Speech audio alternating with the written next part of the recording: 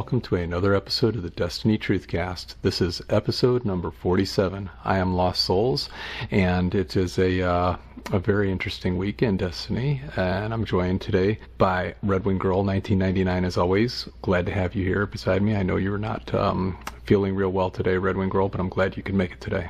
Thanks, Souls. Yeah, I'm feeling a little under the weather, but I'm okay. And we are joined today by two forum guests. We've got Duke Rains with us and Hands0meDrag0n.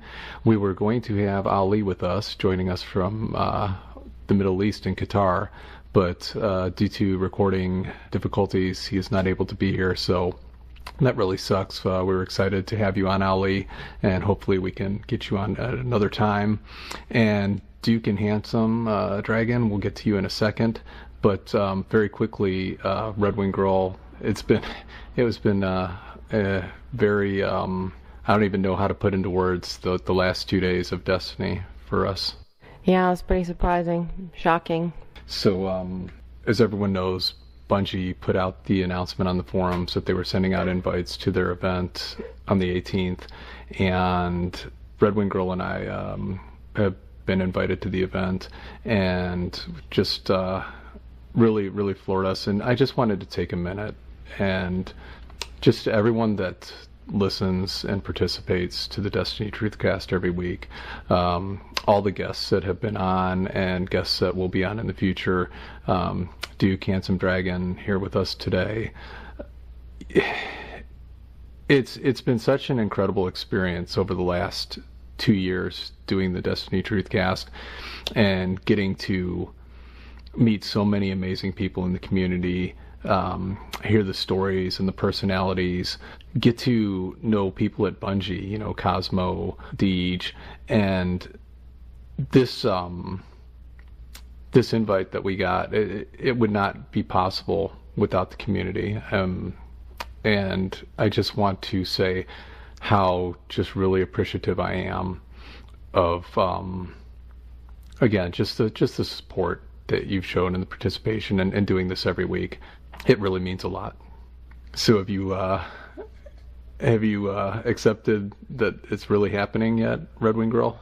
No, it's really interesting. You know, we've had a lot of interesting guests and a lot of opportunities to talk to a lot of people in the bnet community, and you know, bridged a lot of gaps and actually enhanced, I think, the discussion about, you know, what the game means to us and what we want to see and how things have changed. And it has really evolved over the last few years. And, you know, for us personally, just just being able to be part of the community has been great. I think Destiny has a really great community. There's a lot of people involved that do all different kinds of things.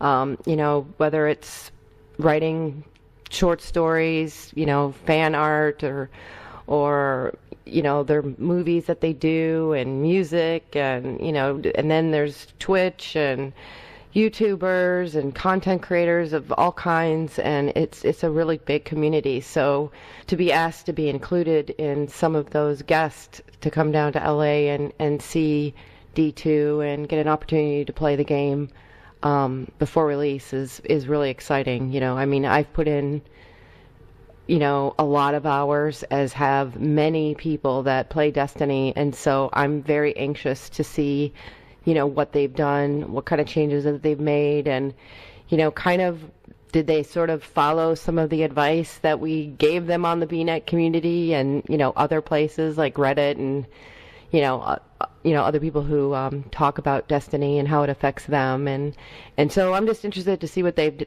are going to do with it. And so yeah, I'm a little shocked, I'm a little surprised, but I'm excited to go and see some of the people that I know by name only, to actually get to meet them. So it'll be interesting. Yeah, I know there's a lot of talk on the forums that just the big name YouTubers and streamers are going to this, and I think that, you know, this shows that Bungie has reached out to a lot of people, and I hope that, you know, we are able to do a good job of being representative of bnet and the community there. And I know Mercule's also got an invite and is going to be out there. So it'll be really exciting to get to again meet some of these people we've talked to, and just again, just really appreciative of Bungie for this opportunity, and again of everyone that we know and we've become friends with on the forums over these last 3 years playing this game. To our guests today, we have Duke Rains and Handsome0meDrag0n, and sorry about that, little getting into the moment there, but really glad to have the two of you here joining us today. Thanks. Yeah, no, take your time. Definitely a worthy cause to kind of take a minute and really discuss it. That's awesome. Congrats, you guys. Yeah, no, that's big time. That's really awesome for you two. I'm sure you'll have a great time. But yeah, definitely congratulations, and thank you for having us.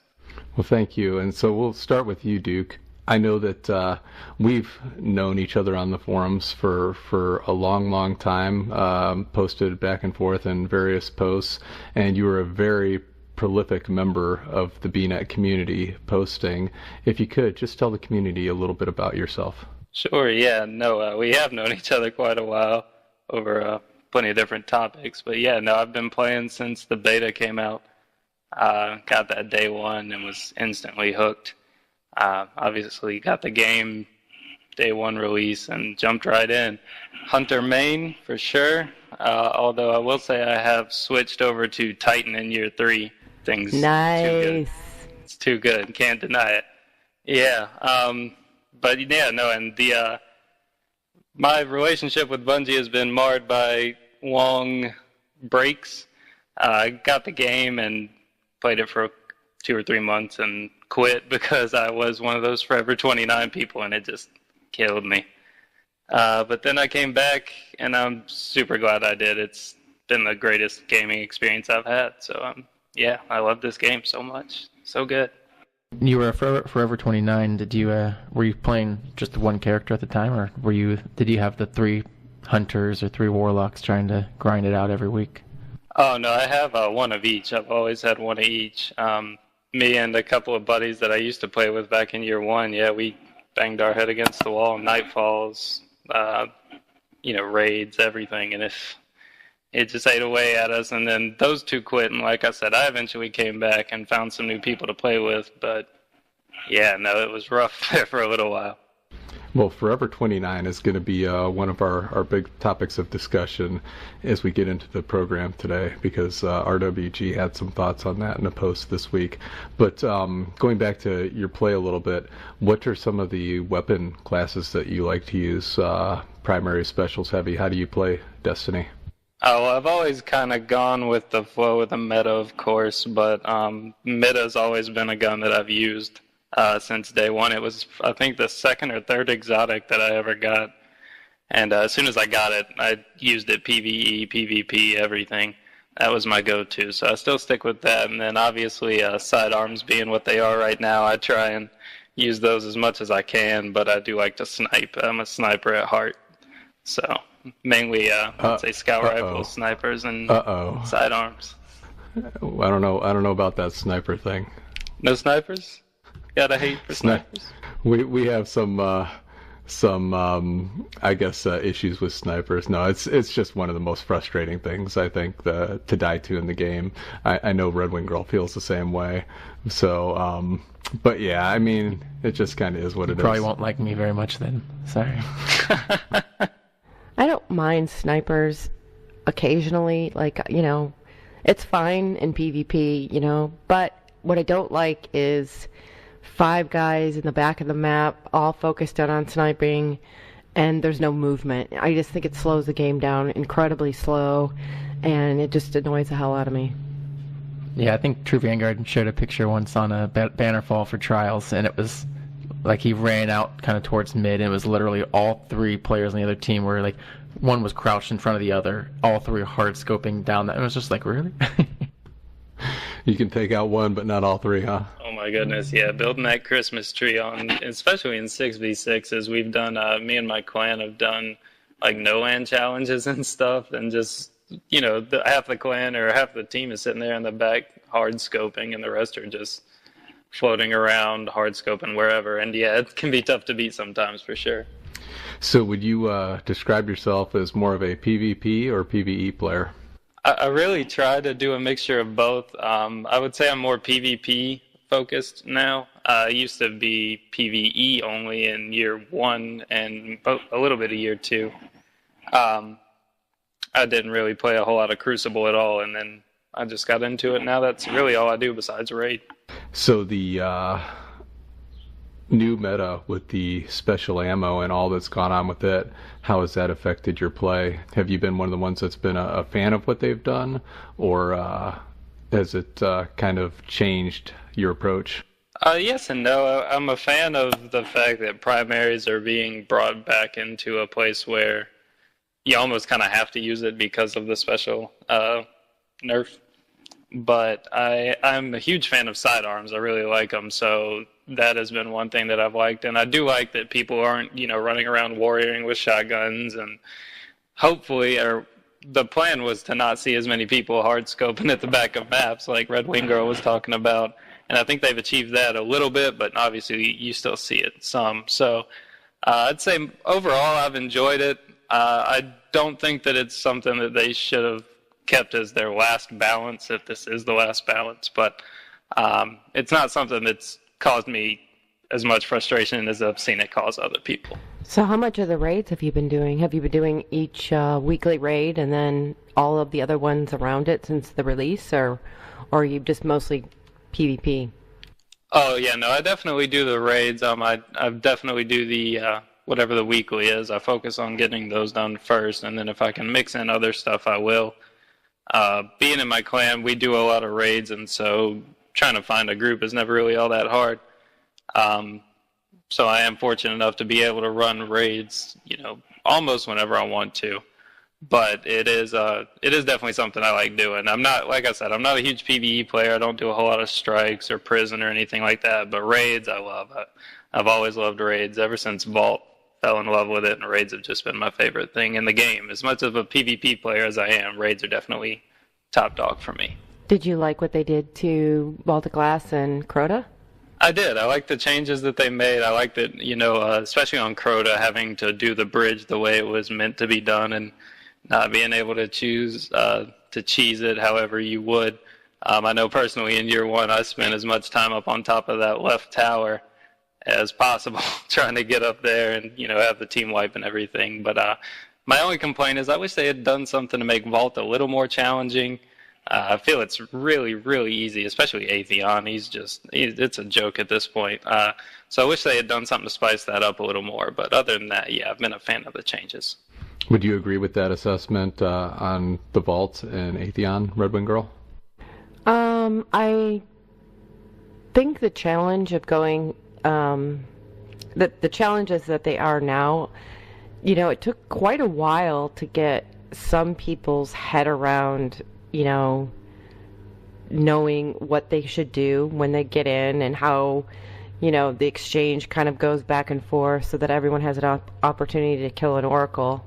That has been challenging with some people that I've played with. Other people get it. It's like no big deal, and it does make it super easy. But I do have to agree that, you can take Atheon down in one run.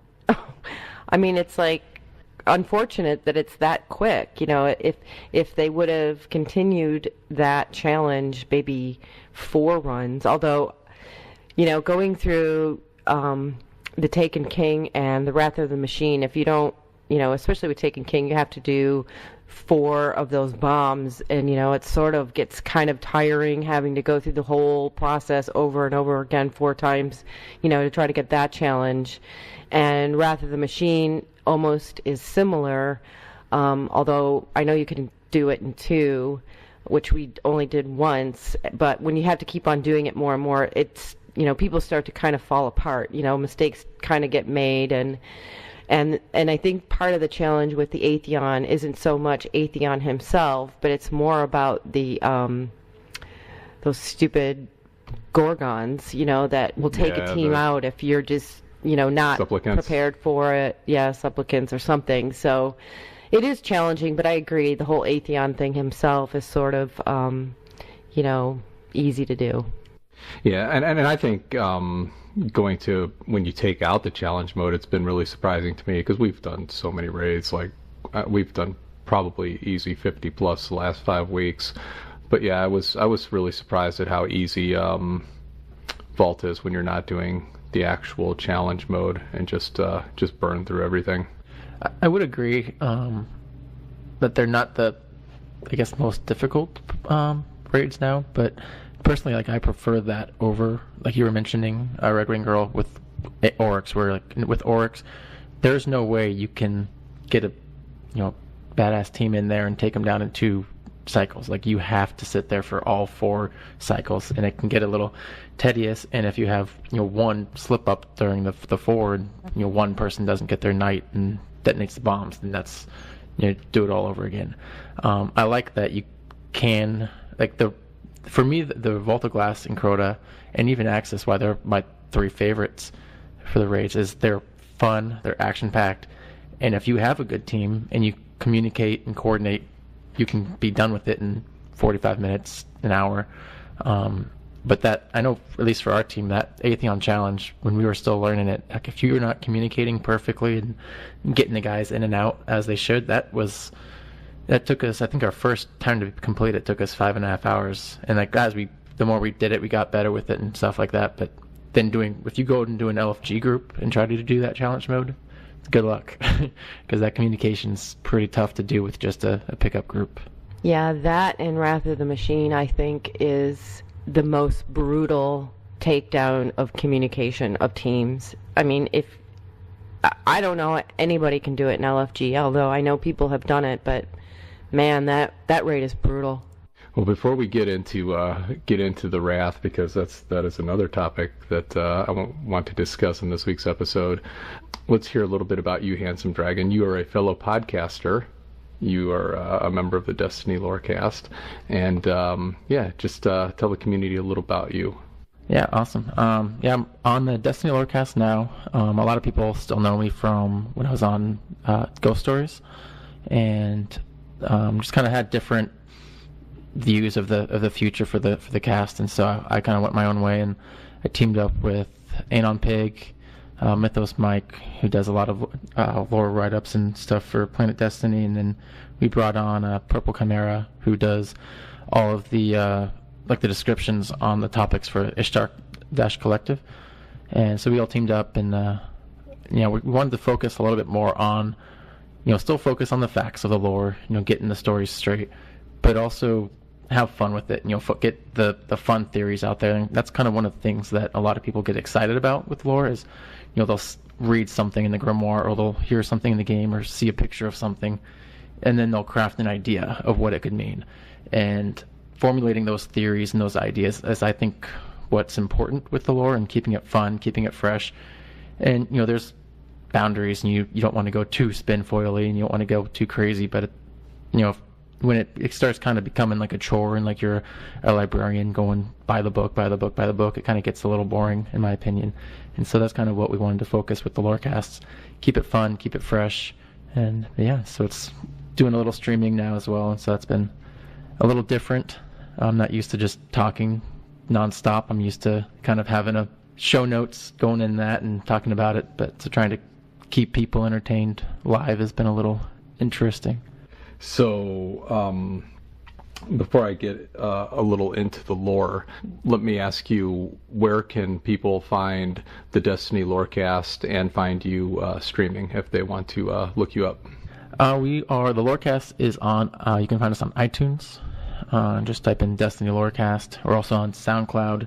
I believe we are on Google, like their app store, or for podcasts. And then we're on Twitter at Destiny Lorecast, and you can find me at Handsome0meDrag0n on Twitter, and I believe the O's are zeros. And what about your Twitch streaming? Is it just Handsome0meDrag0n? Yeah, I believe that has at Handsome0meDrag0n or twitch.tv/Handsome0meDrag0n, and the O's are zeros as well. So before we get into your class of choice and how you like to play the game, just real quickly on the lore, what's been your take overall on Destiny 1 and the Grimoire and what lore has been implemented into the game, and what kind of are your hopes for Destiny 2 and how they do the lore?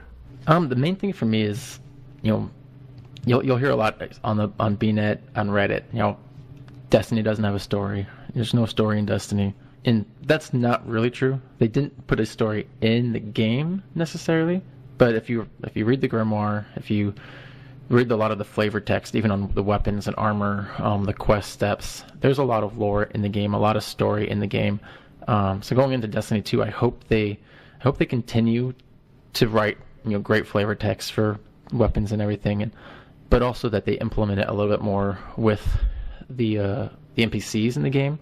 That's one thing I like. Some of my favorite games were the Oblivion, Skyrim games, Mass Effect games, and I love that you get your story pretty much from the characters around you. Like, even if it's not, we know we're going to get more cutscenes in Destiny 2. I know they've talked about that, but even just going up to a character in the game, talking to them, and being able to ask that person questions, getting information. Who is Oryx? Let me go ask Ikora Ray. Ikora Ray is going to have some more information on this. Even tapping into your ghost and looking up the archives. We know from playing the game that our ghost has copies of Toland's journal. Our ghost has copies of the Books of Sorrow. Has the database to the Hive network. Yet we're unable to access it in the game. And so, kind of bringing those things more to life, would be the biggest thing on my wish list. So currently, right now, I'm playing Mass Effect Andromeda, and so I kind of, my mind right now is really into Mass Effect. So I sort of get what you're talking about by getting stories through some of the character conversations, I have my own personal AI, which I would consider my ghost, which I can ask questions and delve into some of the information he knows, and etc. But a lot of these things are kind of I have to be on a ship to do, to look at all the different stories about all of the alien species and all of the worlds. And, would you think that would do with Destiny? Do you think it would be sort of too big for Destiny where, whereas for me, it's very time consuming because I'm going through every single quest, every single side quest, and talking to every single person. Do you think it would be sort of too much to kind of put a burden on the Destiny gameplay, as opposed to some people just like to just go in and do PvP? They don't really care about finding all the calcified fragments and reading about the lore or the Grimoire or anything like that. And do you think that would be too much for Destiny? Yeah, definitely. I think it could. I think that's kind of where they have to find out. I always say that Bungie does a really good job of finding that middle ground. They're not an MMO, they're not a RPG, they're not an FPS. They're a combination of all of them, and so they're really hard to compare to other games. You can't compare Destiny to Mass Effect because they're different games. You can't compare Destiny to Halo because they're different games. But I think they do a really good job of kind of grabbing aspects of different game types and game styles and kind of putting it all together. And so I think, like you said, I think if they just went the full Mass Effect scale, I think that would be too much for Destiny. I think you'd get a lot of the people who would be like, I don't want to talk to 20 people before I go into the Crucible. I just want to go into the Crucible and kill some people. I don't want to have to talk to this person over here. But I'm hoping they find a way to make it where if you want to go talk to that person, you can, and that they'll have information for you. For me personally, my favorite implementation of lore and story in Destiny 1 has always been the Praedyth's Ghost missions. And that is kind of like the blueprint for me of what I would love to see more of in D2. And I think going to what you're saying, RedWingGirl, that some people they don't want that level of commitment to the game. They just want to go in and play. And what I think is cool about that is that it's a mission that, it's Paradox, that you can go and you can play the normal level 40 or whatever it is mission and just go do it. But then if you are someone that wants to invest that time and hear that story, you can turn it up to that, whatever light level it is, 280 or 290, I don't even remember, harder mode, and you can experience that. And just curious, Dragon, your thoughts on if there's any particular instances over 3 years of Destiny 1 where there's things that you think they've done well with it, putting the story and the lore into the game. Yeah, I think the way they do strikes as a whole was good. I'm hoping in Destiny 2 that when you're loading into a strike, you have someone kind of giving an overview of what that mission's about. You know, whether it's Cade, Ikora, Zavala, you know, they're kind of explaining the mission. Like, I would love if in Destiny 2, like, every strike we had an opening cutscene, where, like, once you do it the first time, you can skip it, so people don't have to watch these cutscenes over and over again if they don't want to. But I think that would really immerse the character a little bit more, and let you know whether it's your character talking to Zavala, or if it's a scene of Zavala and Cade discussing your mission or whatever it is. I think that would really help the characters. As far as what they've done right, you know, in Destiny 1, I think adding quests really helped kind of make you feel like you're more involved in the story, where you're going, you talk to the speaker, he sends you out to do something, and then you go complete that task, and then you go talk to Zavala, and I think that kind of helps a little bit. I like the way they did that, and how each step opens up another door for the lore. Well, I'm kind of hoping in D2 that we don't kind of start out like we did in D1, where there's only like a handful of strikes that we have to play over and over and over again to get to the next DLC, where we may get 1 or 2 new strikes. You know, now it's like these are as many strikes as you can possibly play, and you know, you have to just hope the rotation is full when you queue in for a strike, because the one thing that's kind of difficult for a PvE gamer, if you want to put a lot of hours into trying to, you know, grind out strikes, is playing the same few over and over again. And I have a feeling that, you know, it's going to be sort of a replay of what we did in D1. So it would be kind of cool if they kind of broke up those strikes into like little quest missions, maybe to open up Grimoire, and maybe you start in a little different area, or the strike sort of changes depending on what it is that you're trying to accomplish or learn. So it would be sort of interesting to do it that way. Yeah, definitely. Yeah, I hope we get a big chunk of strikes, Destiny 2 as well. Like playing the same, I think it was 4. The beginning it got very tiresome. So the question of the day is what character do you main, and what guns do you like to use? So this is kind of an interesting one, because my favorite character, I'm a Warlock 100%. There it is. Thank you. Finally, it's been I'm such weeks, an months. addict. Oh yeah, it's Warlocks all the way for me. But because I'm such an addict in the game, the hours played aren't that different between the 3. I actually started out as a Titan, but that was only because my brother had already picked his hunter. One of my buddies who had played it when we already decided we were going to stay up till the release on day 1 and play it, and he had picked up Warlock, and they're like, oh, we need a Titan. So I was like, fine, I'll take one for the team, I'll pick a stupid Titan. And I picked the Titan, and I love Titans now. I didn't want one in the beginning, because I was just like when I played Mass Effect, I was never the soldier. I was always the one that had the special abilities. I love using the abilities, and so I was like, I'm a Warlock. That's my jam. But it wasn't until I was a Forever 29 on my Titan for like weeks, and I was just like, screw this, I'm creating a Warlock, I'm tired of playing on my Titan and not getting anything. And it was like within like a week and a half, I was level 30 on my Warlock. I was like, see, it's meant to be, it's perfect. Regarding weapons, I pulled it up on Destiny Tracker when Duke was talking, because I was curious, but I've always used hand cannons. I was a last word sniper in year 1 with Sunsinger Firebolts, so a lot of people hated me in year 1.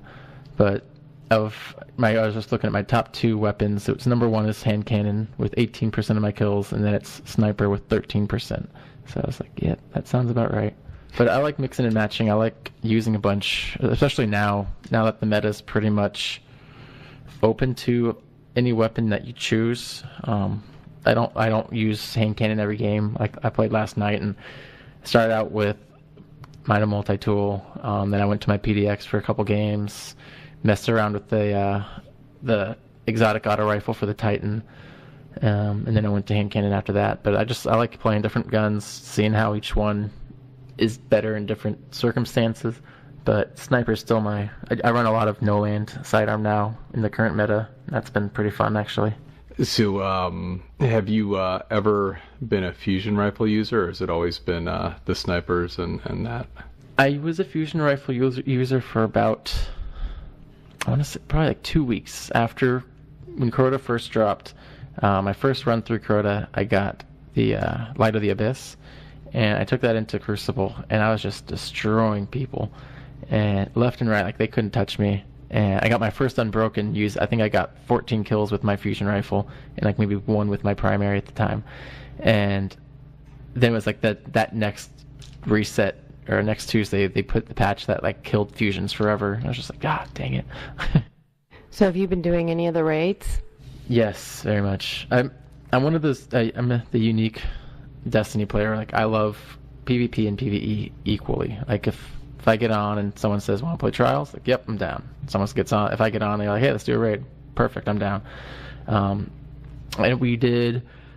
Like our group tries to do whatever the weekly one is 3 times for the week, and then if we finish them quickly or we all have time, then we'll try to probably do some vault or Axis, just because we like those raids. So how are each of you on your Age of Triumph book? Are you all completed? Have you ordered the shirt, or are you still working on it? Shirt is ordered.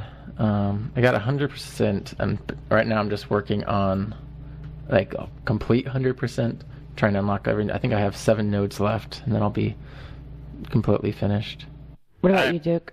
Yeah, no, I am closing in on it. I've got some class stuff on the class pages to finish up, as I've not been showing equal love to all my classes. But yeah, no, I'm probably going to be finished here in the next week or so. Yeah, that's why I was playing Titan last night. I was like, I got to fill out some of these nodes. I guess I'll play Titan. You hear that, RWG? It's a chore. It's a chore. I think the Titan performs the best in PvP. PvP. I just think it does. Yep. But that's just my personal opinion. It's a fact.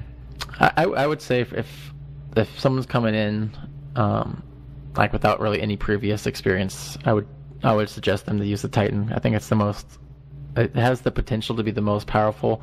If you're not like if you're a skilled player, you're going to find ways to be great with any of the classes. But I think the Titans are probably the most balanced of all the characters. Hunters, you have to be a little more agile to really use them. You have to be able to use Blink or Shade Sep if you're going to really use them to their full potential. I think Warlocks, you have to really use their abilities a lot more. But I think Titans have the kind of are well-rounded. I would agree with that assessment. I think that Titans are probably the most balanced across the board. Where to me, Hunters are more the risk-reward class, and I enjoy my Sunsinger so much, though. I still think that's my favorite to play in PvP right now. Still, I know that it's probably been decimated from what it was in its heyday, and I didn't really play it in PvP in its heyday, so I don't know what it was really capable of before. But yeah, I will give it to the Titan that it is a fun class to play. I particularly like the Strikers, lightning grenades for days, but I just can't put it ahead of the Warlock RedWingGirl. I'm sorry. It's definitely the most user-friendly for sure. So I want to... well, you play... Well, to you, RedWingGirl, as you play a Titan in PvP, what is your favorite Titan subclass to play? I like all of them. I mean, you can just... the Striker, the Sun part, the Defender, whatever. I mean, they all have really good ways that you can really mess up a team. And I just think that is one class that is more useful for a whole team than a Hunter and a Warlock. I don't know about that. I mean, listen, Whenever you go into a raid, I don't want to hear about anybody. Well, who's the defender? Who's the Titan? We need a Titan, because it's always about asking, to have a Titan come and support the team. Yeah, I had to switch. Who's the Void Warlock? Who's got No, you get a lot of who's the Sulfurist though. You get a lot of that. Yeah, but that's so boring, I mean, who wants to be the guy who is expected to die, so that he can revive? I mean, I just don't get it. You shouldn't die. My teammates always get mad at me because if on the off chance I die or anything, and then they'll be like, "All right, you got your self-res, right?" I'm like, "I was running Radiant Skin, actually." Well, the Titan bubble definitely has been the MVP of our raiding experience last 5 weeks. I have to admit that. Yeah, it's a must. 5.5. No, I was just saying it's definitely a must in pretty much any raid party at this point. It's almost like it's a Gallahorn, a year one Gallahorn. If you don't have a bubble in your team, people are refusing to do it. Yeah, in our 5.5 hour Atheon, when the first week it came back, we had 3 hunters and 3 warlocks, and we were just like, we'll be fine, and yeah, we weren't fine. Well, I think we got 2 Atheon in like an hour, and it was just grinding Atheon forever. Yeah, it took us a couple hours on Atheon, and we'll get to Wrath of the Machine in a minute. But and speaking of time and raids, because we spent some time in that raid, but I want to go to back to the Forever 29 discussion real quick. RedWingGirl, you had a post that you had put up on the topic, and just comparing this experience of these raids to that, and I didn't raid back in vanilla, but I remember all the posts because I was active on the forums, and I remember all the Forever 29 posts, and I think that your message kind of got lost with some of the people responding, in that they were taking it that a literal translation, of it being about attaining endgame level, and it wasn't. That's not really what you were saying. It's just been, you were Forever 29 because gear just wasn't dropping in the raids. People were creating second and third of the same class. Deleting a hunter to make a second Titan or whatever, and even making 3 of one to up the chances of getting a full set of armor, just because the armor would not drop, and the armor drops have been extremely punishing in these raids since Age of Triumph has dropped. So just I want to just get thoughts on that and people's experience with the armor drops. Well, right. It wasn't like it was back in the day when, high level gear barely dropped. It wasn't meant to be that. It was just sort of a homage to the fact that, they said rewards were going to drop like a whole heck of a lot. And in reality, the guns did. We got doubles of adept weapons, and, I got guns, so many guns, I was breaking them down. But, the armor, I did the week of the Vault of Glass raid, I did all 3 characters on that raid, and I didn't get 1 piece of armor. And, on some of the other raids, at the time, was the only one that we could do was Crota, and I didn't get anything for my hunter. And then I would get 1 piece for my Titan, and then, maybe a couple pieces for my Warlock. But the armor, I've noticed, has a lot of strength on it. And so from my perspective, the benefit of having armor drop a lot is that you can make the choice of keeping it or getting rid of it. And it serves multiple purposes. One, you can use it to infuse into other, armor that you may want to keep, maybe for the Crucible, or you need the marks to buy a gun or whatever. There's all different reasons why getting armor to drop is a good thing. But for me, it's just because I have a certain type of loadout that I like on my weapons, and I'm primarily intellect discipline. That's what I run on all 3 characters, and that's just my play style, because I'm aggressive and I need my super and I want to throw grenades, and I very rarely melee, and so to me that's where I focus on. And there's so much strength that all of the things that I've collected up to this point, like my ornaments and my ghosts, don't fit into that kind of, scenario of trying to build my character to at least tier 12. That's what I try to get to at least.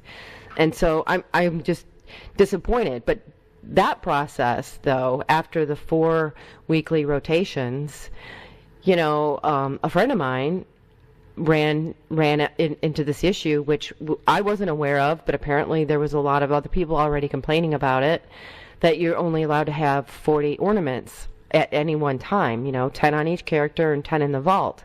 Well, it just kind of goes back to the same thing that we've had in the past about materials, is that a lot of people ask to have them stack higher, so that you can carry more, so that, when you do find that piece that maybe you want to switch it out, or you want to have 2 pieces, you have something to apply it to, because you can't break them down and get that ornament back. So for me, if I just didn't apply it to any of the armor that I got, I would be capped out, and then then I would lose it. Well, that's, for some people, they're like, well, if you don't have any armor, then what do you care if you have 40 ornaments? Because then when you get your armor, you can put it on. Well, that's not the point. The point is that when I do get the armor and I have more than 40 pieces, or in some cases, some pieces take 2, I want to have as many ornaments as that I've actually earned to apply it to the armor that I want to actually apply it to. So that was kind of the point of it's just another wall that doesn't have to be there. Like, why is this preventing me from holding more ornaments? And why isn't the armor dropping as much as the guns do? That was my point. It's like, this is the end of the road. We've all played Vault of Glass. We've all played Crota to death. Let's get the armor. Let's just drop it on us so that we can, get the best loadouts on our armor that we want to collect, and play with it, because that's the point of getting it, so that you can play with it and and take all the advantages that comes with it. So that was my point of it. Yeah, no, I totally agree. I think even an easy fix to that would just be allowing you to get your ornaments back if you dismantle a gear with it. Like, I don't see any reason why you shouldn't be able to. And that would just allow you, if you get a drop from Vault of Glass, would allow you to just put the ornament on there so you look cool and look the way you want to look. And then regardless of whether it's, I was playing Trials last night, and I got 4 armor drops, and the guys I was playing with were laughing because every single one was 83% or less. And it's just like, awesome. Like, this is something I'll never be able to use. And like, it just sucks that you get this gear, you play these end game activities, and you can't use the gear that you earn because the stats are so bad. But at least if you got the ornaments, like I ended up spending my Trials ornaments from Flawless on gear that I'll never actually use, just because I wanted to look cool. I wanted to use the ornaments, and it sucks that if I ever do get a armor piece that actually has good stat rolls or whatnot, that I won't have the ornaments to apply it to it. Yeah, I mean, this to me is just kind of silly. I mean, we can't re-roll the armor, so it's all based on RNG, and I get that they want you to grind for that, great stuff, but I've taken my armor through some of the websites that tell you, what the potential of it is, and none of my armor, with the exception of one exotic helmet, is worthy of tier 12. So it just seems like it's so rare and just so, elusive that it's like, I don't even know if it's even worth trying to go after anymore. But at least for people that play as much as I do, or play more, I mean, you want to try to achieve that. That's kind of your goal, is to get like the best things, but they just don't seem to want to, free up that opportunity. Well, it's interesting for me, coming from a background playing World of Warcraft and raiding there, and you had the normal mode raids, and then they'd come out with the hard mode.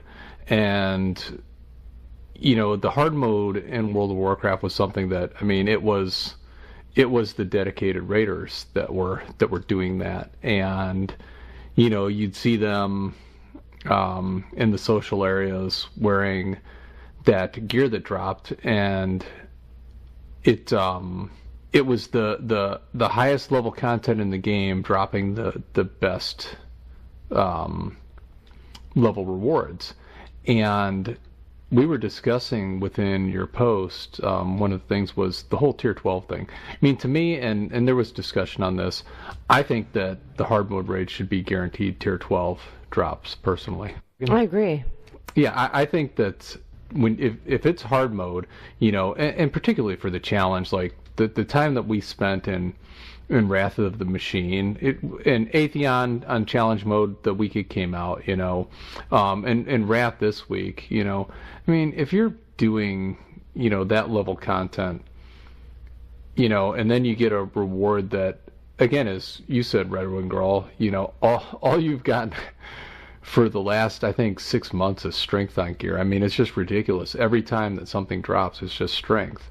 I don't know. I just think that, again, if it's the end game content, like I said, I mean, it should be that tier 12. I mean, if you're running the best of the best content, and if it needs to be difficult, that's fine. And I think that it has been. But yeah, I think for Destiny 2, that's something I'd like to see them change. What were you going to say, Duke? No, I was just going to say that one, I think either solution is fine. I think either we need to be able to re-roll all the raid gear, all the armor in general, or a guaranteed tier 12 plus drop. I could get on board with either of those. I just think a change needs to be made to it, because I agree. Getting as much time as I've spent, even recently trying to get a pair of legs. Today I was running Vault trying to get a pair of legs. And I finally did. It came with, of course, the world's worst roll on it.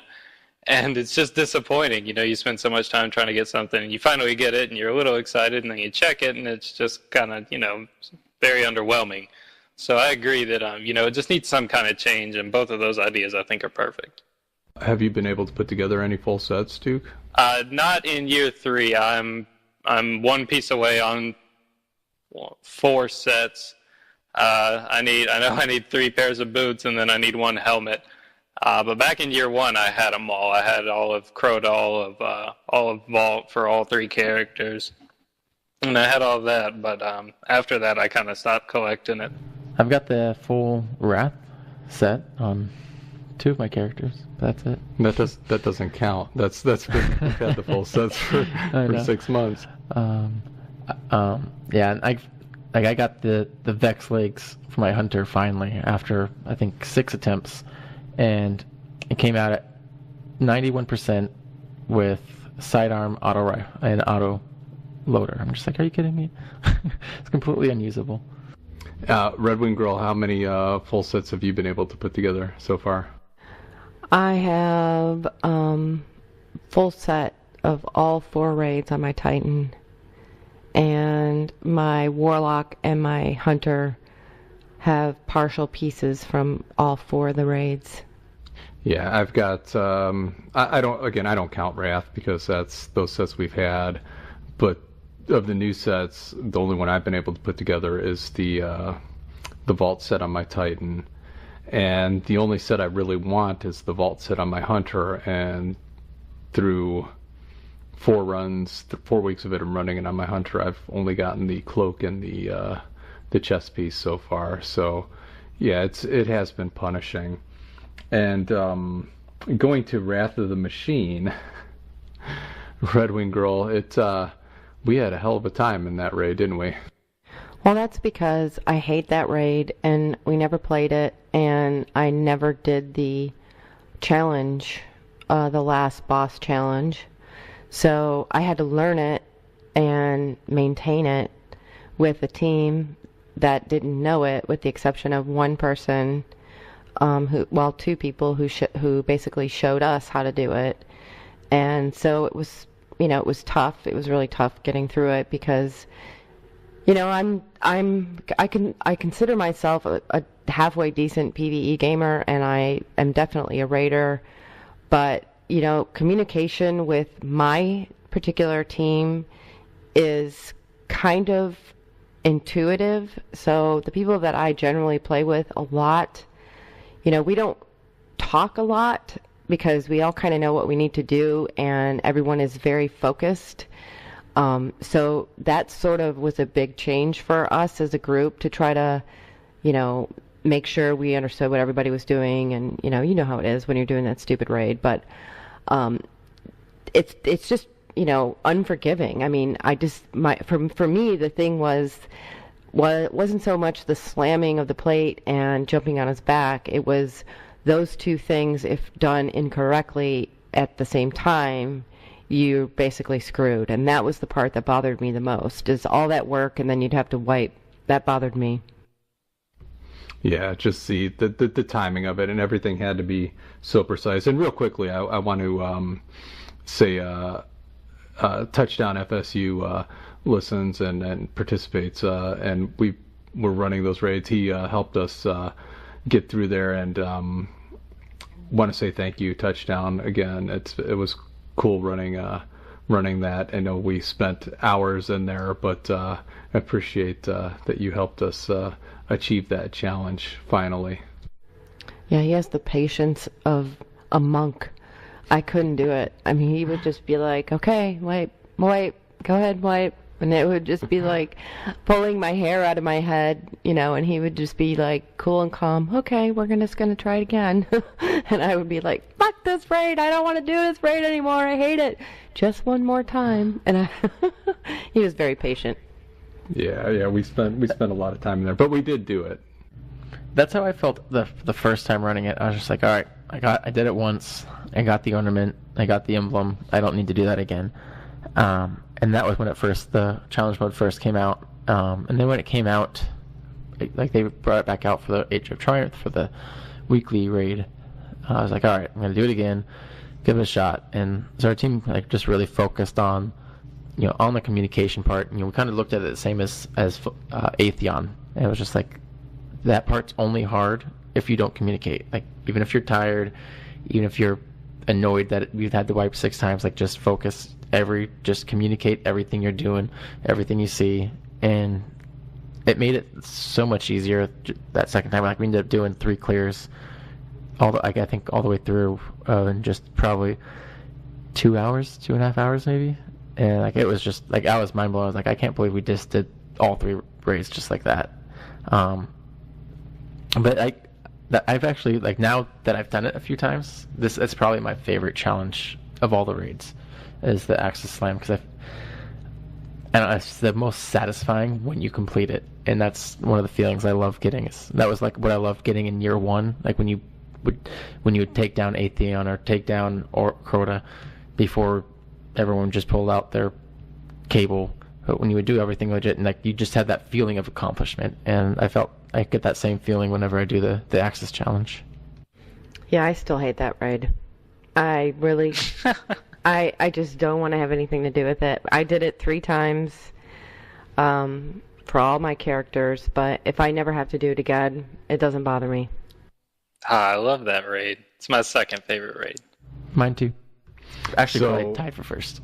So let me ask this. The question I want to get to from there is, now that we've run all the new raids have been out and all the challenges for every raid, which did everyone think was the most difficult hard mode raid? Because I know Bungie had said when they announced these that the Vault of Glass was going to have their most difficult hard mode challenge ever. So after running all the challenges, what was the most challenging for everyone? I think it kind of depends on your team. If you have a group that you raid with every week or multiple times a week, I think Axis is going to be the most difficult one. But I felt that Atheon, if you're going in with an LFG group, is going to be more difficult just because it's not as much game mechanics or fighting mechanics that make it challenging. The harpies that explode on you everywhere can be annoying and they cause a majority of the wipes, but for me it was just that 2 seconds where the person didn't get in there last to kill that last Oracle, and then the whole team wipes. And it's just that the seconds of communication were super important to me, and I felt that really affected the raid and as a whole. Yeah, no, I agree. I think the hardest one probably for most teams would be Axis. And this was something I was going to bring up, was just how few people I know and that I've found even on LFG can't run a sword or haven't ever tried.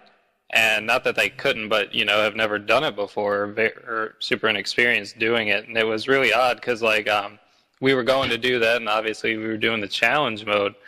And I volunteered to take the first sword because I always did it in year one. And then after that, it was just kind of like crickets, and no one wanted to do it because no one had ever done it before. And it was just really odd to me that so few people, and especially now that I've played it with a few LFG groups, I've found that one to be the most difficult just due to inexperience with the mechanics. I think it's funny that no one wanted to run it, because to me, and I didn't do Crota a lot, but I kind of had the opposite experience as someone that wasn't normally a sword runner. Is I just loved that raid forced the change to where I was able to experience that and participate and do that. So it's kind of funny that in the raids that you were doing that no one would want to do that. It just seems like that's something that people would like, oh cool, I get to do that. Well, I think that's the best thing that they did with the Crota thing. He no longer, instead of him immediately getting up and then going after the person who was doing the sword, which was always the problem, if you didn't get out of there quickly or melee him and go invis as a hunter and get out of there or something, he took you down immediately. Now what he does is he stands up, he holds his sword in the air, and you basically could have a picnic down there and then walk away. It's really forgiving, whereas before it really wasn't. And in some cases, the hardest thing to get through is the stupid oversoul. Like somebody's not shooting it long enough, or they don't have the right weapon, But in terms of the sword, I think there was enough of the sword play on the the challenge, not the challenge of elders, but the other one in the Dreadnought, where you had an opportunity to sort of do that kind of challenge for the Court of Oryx. Court of Oryx, that's right, the Court of Oryx, where I would imagine some people would have had a chance to kind of pick it up and realize what you had to do. But I always really liked Crota because within my group at the time, there was about 3 of us that would always rotate and do it. So I always kind of liked doing it. But I know what you mean. There are a lot of people that just didn't know how to do it. But it's the same way with Vault of Glass too, right? Who's going to pick up the relic? Yeah. Oh, I've never been good with the relic. I don't really know how to use it. Well, you're kind of screwed, But the only thing that I'm going to say about Vault of Glass is, why did they give us a 3rd relic? That doesn't, it seems like we're missing something there. I think it was just to make it a little easier, but then at the same time, it kind of makes sense once we kind of thought about it, because you get the other relic from killing the Gatekeeper, and you're technically killing the Gatekeeper in the present too, so I guess it makes sense that you'd be getting a relic from all 3, the past, future, and present.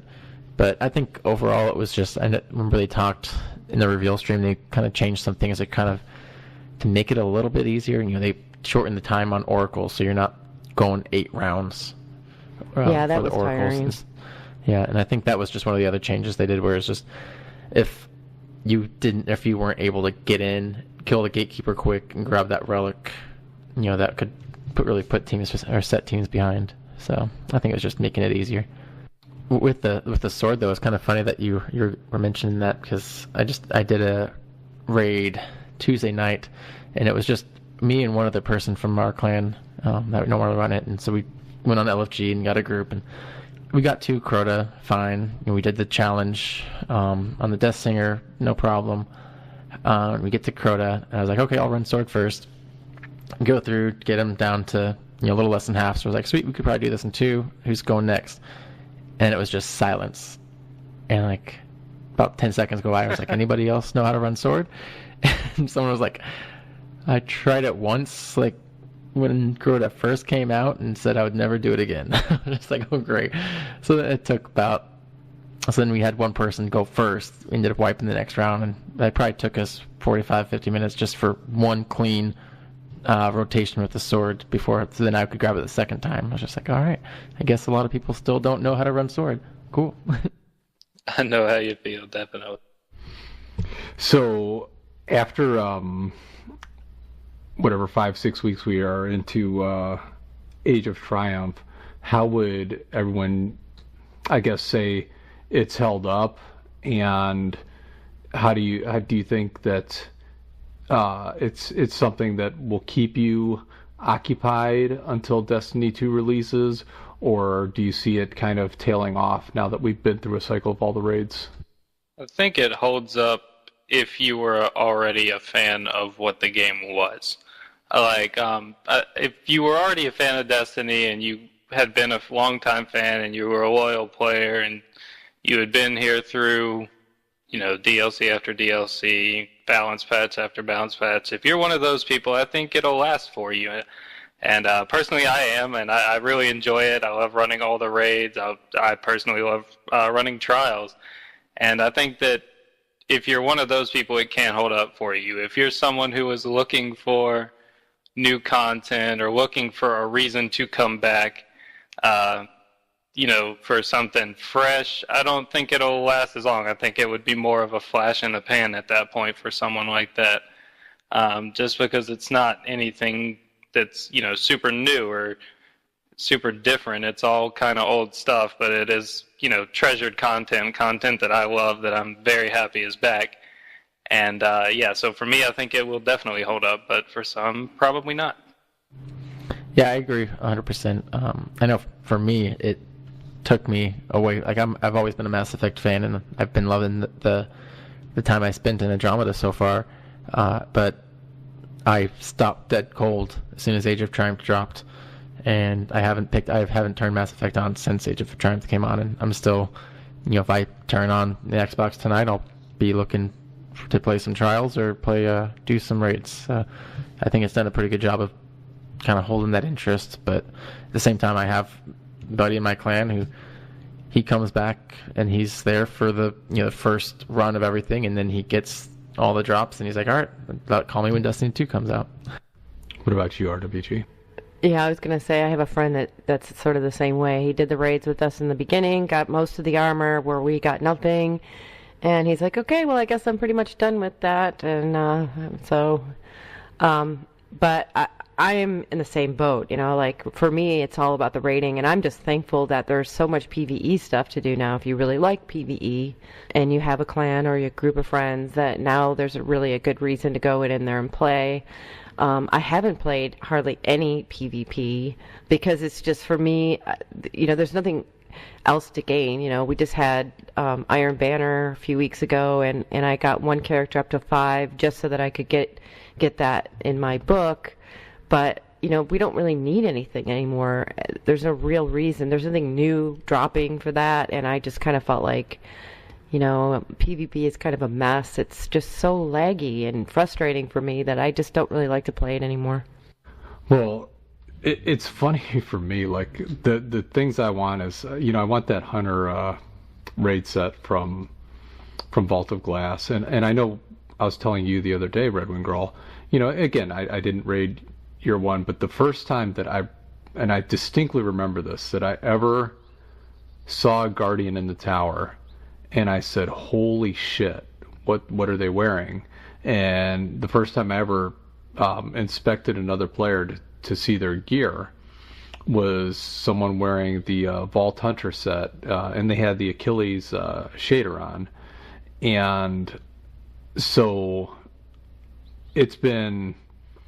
To get back in there, and I didn't even think about this until we were running, and we ran out of my Hunter, and I got the cloak, and I've had the cloak before, but I'd never got any other armor pieces, and I got that chest piece, and then I'm like, holy shit, I could put together that armor set that first really drew me into how cool a character could be in Destiny.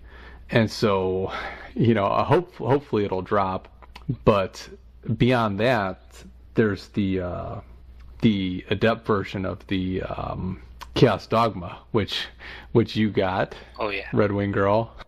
Yeah, I mean, there are some things I know that you still want. For me, it's still the armor, but it's the damn shaders, man. They gotta drop. Well, yeah, the shaders too. I haven't had a single shader drop yet since Age of Triumph came out. Have you seen any in any of your groups? Because I think we've seen 2. I got one from Croden. I think one of our friends got the Vault of Glass one, and I think that's been it in 50 plus runs. Yeah, I think 2 or 3 in our group's gotten it. But yeah, it seems pretty low drop rate. Yeah, we've had a few in my clan that got it. And yeah, it is incredibly low drop rate. I know I've been trying hard after them for the past couple of weeks and nothing. I have a couple comments on what you were talking about, Souls. I was the same way when Destiny first came out. I'd never played any MMOs before, like, and this isn't an MMO, but like I never played World of Warcraft. The closest thing to Destiny that I'd played before would have been like a Skyrim or Mass Effect, which aren't anywhere really close to it. And so when like I kept seeing all these things on bnet, or like my friends would text me about this raid, I was just like, what are you guys talking about? They're like, oh, it's this huge thing. It takes like 6 hours. I'm just like, well, I can't sit down and play video games for 6 hours. I'll never do that. And so like I didn't even really think about it at first. And it was kind of that same feeling. I was in the tower with one of my buddies, and he had this thing on his back, and we're like, holy crap, what gun is that? We go and inspect him. He's walking around with the Vex Mythic class, and we're just like, oh my god, we have to get that. Where did he get that? So we send him all these messages, and he's like, oh yeah, I got it from doing the Vault of Glass on hard mode. So we're like, all right, we gotta buckle down and actually do this. And so that was one of the reasons like I love that raid so much now, is like that was literally the first raid experience I've ever had in my life as a gamer, and it was just such an amazing like gamer changing experience. So it was pretty cool. But then I also wanted to ask, like, I think it was you who was saying earlier that you coming from World of Warcraft, like why didn't you raid in Destiny year one? Were you still doing World of Warcraft stuff, or did it just not? Were you trying to kind of stay away from it then, or matchmaking? I was a solo player in this game until I met and became friends with RedWingGirl, and she just introduced me to this whole other side of this game. And RedWingGirl, I think you could probably sum it up and put it into words better than I. Just because you've told me before, just the experience that I had before and after, and how I'd write about the game. Well, I always said it that you were, before we met, you're very, adamant that the raids had to have matchmaking, and it's not that I feel like it's not that I don't think it should have matchmaking. I just think there should be optional matchmaking because, LFG is sort of optional matchmaking. You're just kind of going through a different process to get, those people together.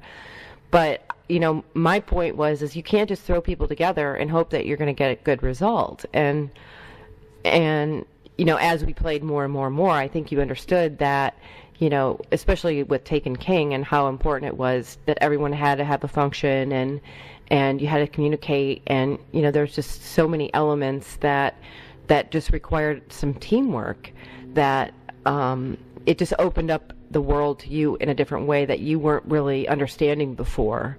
And so that was really all that I meant. I mean, I think you could probably, I know you can because I've done it. You can call up an LFG group and go into a raid, but it's the difference between getting through the raid and enjoying it within a reasonable amount of time to getting in a raid with a bunch of different people that have different play styles that may not communicate as well and may not be strong PvE gamers. They may have been in the past carried in a lot of their experiences, like through strikes, and and you get them into a raid and they're just completely lost, and they sometimes can't take direction very well, or they just kind of blow it off and maybe aren't very serious about it, or just talk too much, and then you can't even hear what everyone else is. So it's just, there's so many different things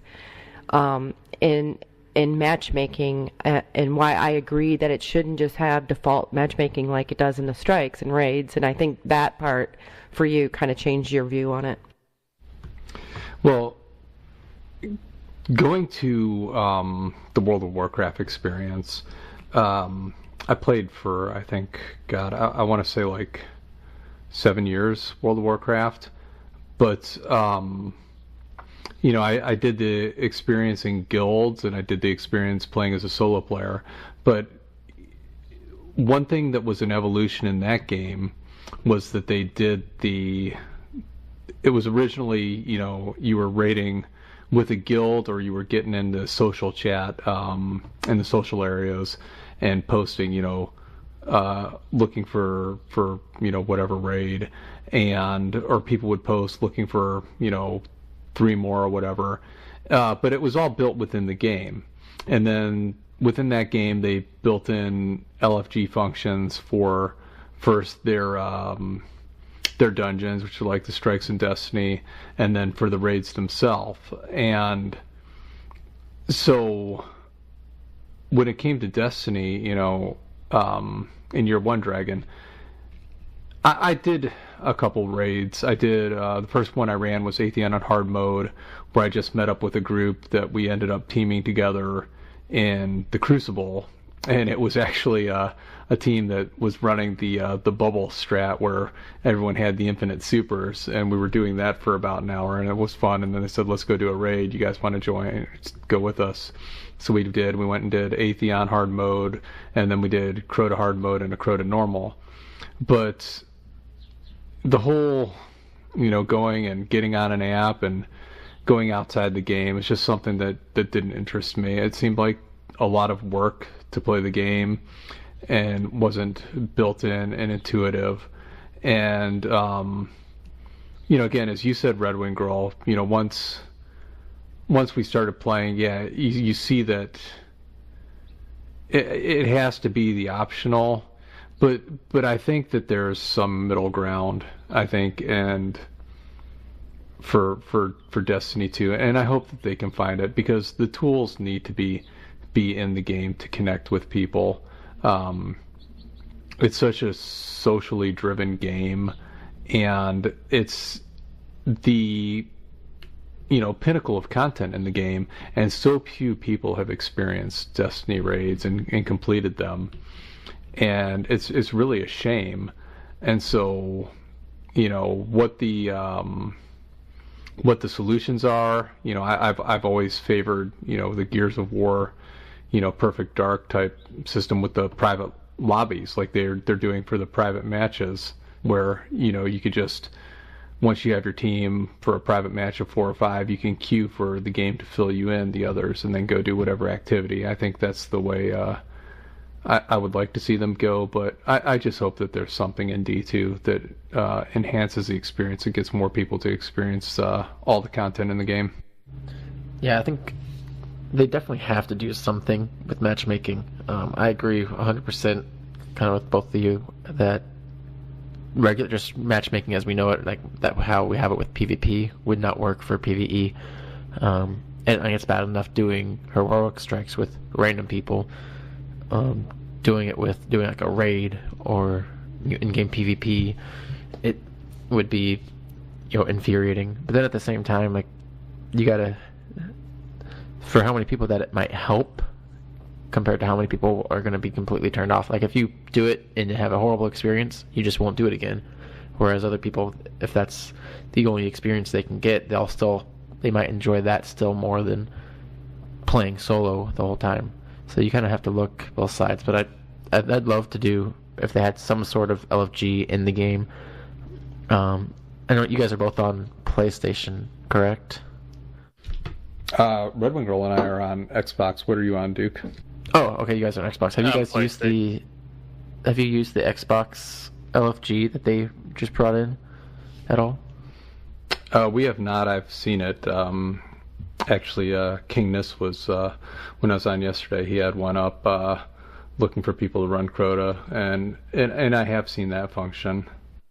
Yeah, I'm sure it's still a work in progress, and I think once more people know about it, you'll obviously get better. But I've been surprised by how easy it is, and then also how you get quality people for the most part, and you can just go. You can do it either from the Xbox, or I usually just use the Xbox app on my phone or on my computer, and I'll just click on Destiny, go to looking for group, and I'll just find a group. It'll say need 2 for Crota. Click on that and get the invite right through the Xbox right there. It's nice and easy. But I'm assuming that Bungie would have the capability of doing something like that, where if you want to do the raid, you could see click on looking for group, and there'd be a list of people that are posting groups, or you could post a group and you could list what group you're looking for or something like that. I'm assuming they have the means to do something like that, so I think something like that would be really cool. Not have to leave the game, not have to grab a third-party app, just in the game, find out who's playing it, who needs another Guardian, and go from there. Well, that's just how Gears of War did it, though. I mean, you had your group, and you basically posted, you're looking for people to run, and you could either, in Gears, just have it put you randomly in whatever, or you could scroll through, and look at different groups that were running. And that's, I don't know, how difficult that would be, but that's kind of what I hope is in Destiny 2. And again, it's kind of like they have with the private matches now. I mean, if we go into a private match, we're in there with our group of however many, and to run private PvP matches, we should be able, again, if we have, we want to do a 6v6 and we have, 10 people, we need 2 more, just tell the game, queue us 2 randoms for whatever control or whatever we're doing. The same thing could easily work for a raid. We're sitting there and we have a group of 4 and we want to run Crota, tell the game, queue us for 2 randoms to fill in. If it doesn't work out, it doesn't work out. You can always, have a kick function, and again, that's something that would have to be rules to that, not kicking within certain time of rewards dropping, or once a boss challenge starts, and then for a period after. But there's ways to do it, I think. Yeah, and that's the other thing you have to look at is, like, I'm sure you guys know from being on bnet, and I guess you see a lot of them on Twitter, but just the trolls are out there, and if it's not set up properly, like you're saying, like you're gonna get someone like, yeah, let's get a group for Atheon, and then right before the rewards drop, boom, kick the entire fire team. Or you got the guy who's intentionally dying over and over again just to be that guy. Yeah, and that's why you lock it out. And other games do that. World of Warcraft does that. I mean, the kick function is disabled to where it can't be abused within a certain time limit. What were you going to say, Duke? Yeah, no, I was just going to say this was actually one of the first things, one of the first topics I ever came across that I met you on. And back then I was very adamant that there shouldn't be any kind of in-game matchmaking, and I've since pivoted on that definitely to the optional matchmaking side of things. And I totally agree. There should be at least a queue, if you want to go that route. I personally wouldn't choose it, but if that's the route you want to go, yeah, you should be able to queue for 2, 3, 4, 5, however many you need. Or, if it does work as a posting system where you post and, pick the group you want, that's fine too. But, yeah, no, there definitely should be an optional matchmaking system. Because once I found out, how low the number of people that have completed the raids are, and, how much that content means to me, how much I love playing that content and how great it is. The fact that so many people haven't completed it, it's kind of sad. So, yeah, I'm all for anything that would help someone who hasn't done it do it, or, make it easier for others who haven't done it or even have done it. Either way. Yeah, on Xbox, only 20% of people who own Destiny or bought Destiny have completed a raid. And that's any raid. Not all of them, but just one raid, only 20%. And that's a really, really low number. Yeah, it's really sad. That's really, really sad for what that content is. Yeah, I would say doing raids is my favorite thing about Destiny. Like, I love PvP, I love trials, but raids, like, I could sit in the raids, just the camaraderie you get with the people you play with, the fun, and the challenge. Like, that's why I've continued to play Destiny for almost 3 years. Absolutely. Yeah, I definitely agree with all that. Vault of Glass is, one of the best gaming experiences I've ever had, if not the best one. And to know that people haven't done that, I mean, just as much as that experience meant to me the first time I completed it, I was just overjoyed. It was amazing. And it was, like I said, one of those great experiences. And, me and my clan, that's what we do now, is we try and help who we can get through raids, any raid or all of them. It's just, it's definitely something that is near and dear to me. So anyone who I can help get through it, I definitely want them to experience it as well. Well, one of the things that I think Destiny has, I think Destiny overall has a pretty strong community that is pretty good to each other.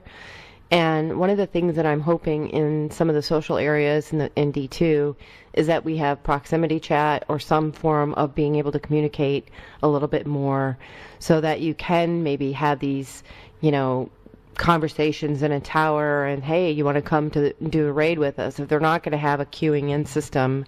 But I think the raids, the failure of being able to queue into a raid with any means outside of the game itself, I think is what's really driven away a lot of their members. And hopefully they've identified that, because the numbers speak for themselves, and they do try to do something to try to correct that, so a lot more people will be more engaged. So, I guess it's time, Dragon, that we speak about trials. Let's do it. Bring it on. Oh boy. I know this is RedWingGirl and my favorite thing to do in the game, right, RedWingGirl? I'm awesome. I'll kick all of your asses. Up one side and down the other? No, I suck at trials. I can't. I don't like the whole 3v3 thing. I'm just not that kind of a player. I'm not good. I'm not that great in PvP anyway, so. Well, this came about because, Dragon, you and I were discussing a little bit of trials on Twitter the other day. Yeah, I think it was just on a Crystal Radio post, but yeah, for me, I think if it wasn't for trials, like Destiny wouldn't be nearly the game it is right now. Where both for the popularity, the community, and then for personally for myself, the enjoyment. As much as raids are like the main reason I play, you can only do the raids so many times in the middle of those content droughts without something else. And then for me, trials was that something else. It was, and that's why I like PvP in general. Is every match you play is a different experience. It's rare, like you're never going to have the exact same encounters every single time you play. And so then for me, I just love that. And I have two in real life friends, my brother and then my best friend. We've played together. We've been in the same clan since Halo 2, and we've always done PvP. And so it's our favorite playlist because it's just the three of us can go in. We have great communication. We have great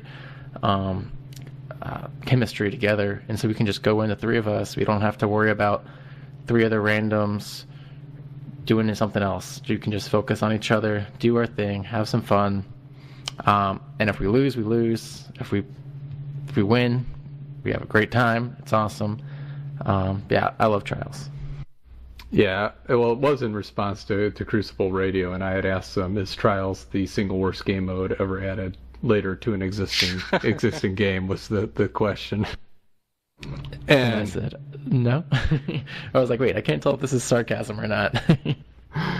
The thing with Trials is that I understand that people like to play it, but the effect that one game mode has had on the entirety of the game, from it's such a standalone and played so differently than anything else game. It's a 3v3 elimination style format, and which stands in such contrast to every other PvP mode, which most are the 6v6 and not elimination, and then you take the effects it's had on PvE, and to me it just has, for what it brings to the game, has it been worth what it's done to the rest of the game, I guess, is kind of the question for me.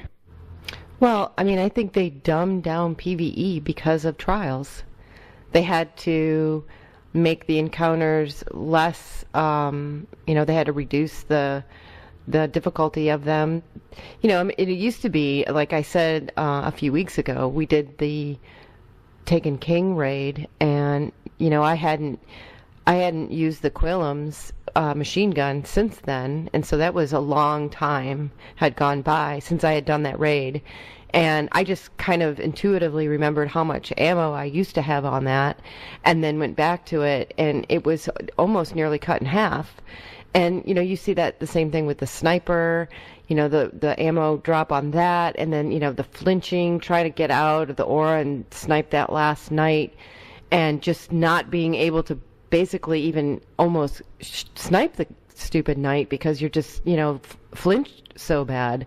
And it has changed, you know, and some of it I can understand, but in some of it it's just really changed the rating and the PvE aspect of it to the point where I think it's had too much influence on everything else, and it's hurt Destiny overall. It's been really frustrating for some of us that has started off in vanilla and know the differences. I mean, you know, at least for me it has. Yeah, I can see that. For me, I would see that as more just PvP in general than Trials. I think like Trials is definitely the most popular PvP activity right now. So I think that since that does get the majority of, I don't know, the blame, but I don't think it's... What is the percentage of people who play Trials though? Like as far as in regards to PvP as well? I mean, we were talking about the percentage of people. If you talk about the percentage of the people who have actually completed a raid, what is the percentage of people that have actually gone to the lighthouse? Extremely low. Yeah, I would say a fraction of that. Let me see if there's an achievement on Xbox. So there's this game mode that has a very low success rate, which I understand is completely different than PvE, and it's much more challenging because of its unpredictability. But if you just take the percentage of the people that you know, even play that game mode or have made it to the lighthouse, the impact on the success of those players that have done that on the majority of the gamers who don't has been sort of unbalanced, and I just think that's really what's hurt the overall gameplay for Destiny in general, for the normal casual gamer, or even the, you know, try-hard raider like me, or just, you know, people who like to play a lot. I mean, it has in some cases ruined some of the encounters. Yeah, but I would say that it's more PvP in general than just Trials. Like Trials, I think, gets most of the public, I guess, maybe disdain. But I think even if Trials never existed, these changes would still be there based on PvP encounters in general, not necessarily just Trials. I think Trials kind of gets unfairly vilified for the nerfs that occur, because Trials is kind of just a microscope of, you know, it puts a microscope on top of what Bungie's failed to do, which is to separate the buffs and nerfs in the PvE and PvP. And that's one of the big things a lot of people were asking for in Destiny 2. I think that Trials does get a lot of the blame for showing those problems in a brighter light than they would have been if Trials never existed. So, and it's because I love the game so much. I'm a little biased for it. I love the game mode, I should say, that I'm so biased towards it. But I do think that it does catch a lot of unfair blame, and some is fair. Well, I would go to, you know, first and foremost, you know, Sunsingers. Sunsingers were 100% nerfed because of Trials. Firebolts were destroyed, and the Flame Shield was destroyed, and the Res Shield because of Trials. And, you know, the thing with Trials is you see up in your kill feed, when you're playing a game of 6v6 and you die to whatever, you're dying to one of 6 players on the other team, and you're seeing weapons come up in the kill feed that you died to. And then you res and you spawn and you do your next life. The thing with Trials is that when you die, you know, in the majority of the cases, it's the end of the round, it's the last thing you see, and it's a loss on your card. And you see that thing that you died to, and that sticks with players.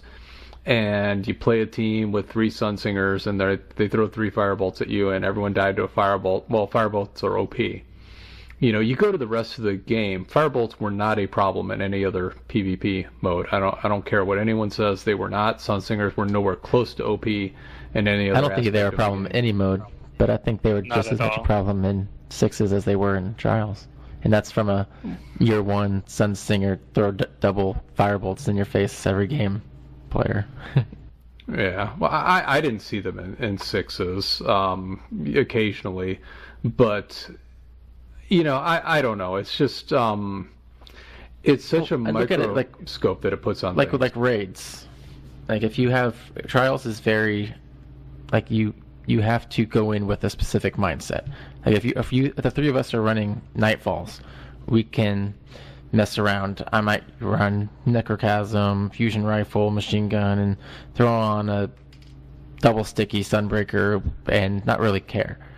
If we're doing a raid, though, I'm going to, okay, what do I need to get this accomplished? I'm running Defender, Blessings, Weapons of Light, whatever it may be, Saint 14, Armitarian, whatever it is that I need to best complete that activity. And I think Trials is that for PvP. So if you're doing Control, use an auto rifle, use a sidearm, use a fusion rifle, run solar grenades as a Sunsinger with the punch that makes you fly 1,000 feet in the air.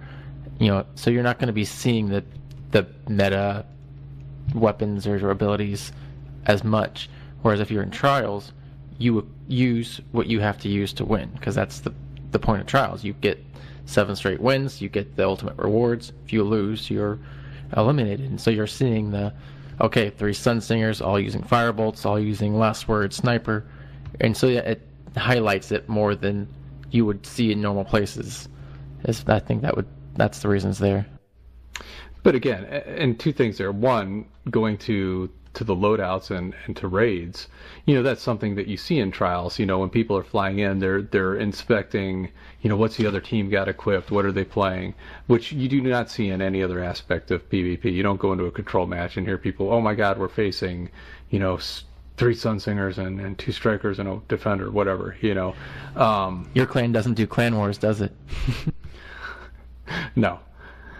But, again, isn't the challenge of the mode to whatever your opponent has equipped and whatever they're using, isn't the challenge to, within your skill and your ability, to prove that you're better than your opponent? I mean, that's the thing that I just don't understand personally about Trials in general, is that it's supposed to be this competition that's showing the best of the best and the skilled of the skilled, and yet all it has done to this game is just a constant barrage of, well, I lost because of this, well, I lost because of that, it needs to be nerfed, it's not fair, oh my god, they're sitting and they're camping scories, what do? I can't run in there and throw a grenade at them, we can't all run in with our sidearms and shotguns and kill them, they're sitting and they're camping supers, what do we do? Let's nerf the fucking artifact.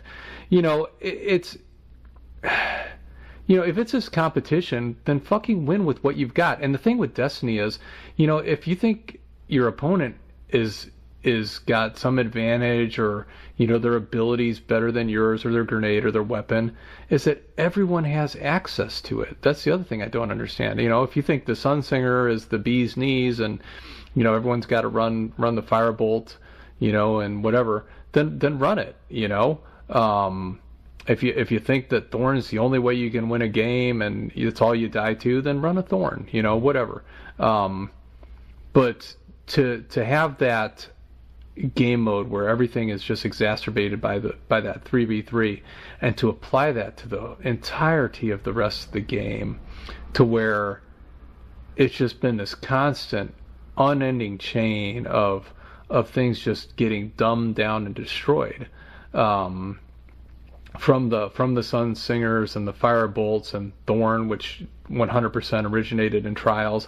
The Mida nerf came from Trials, for God's sake. I mean, if anything ever showed how ridiculous, the effect that game mode had on the rest of the game, it was Mida.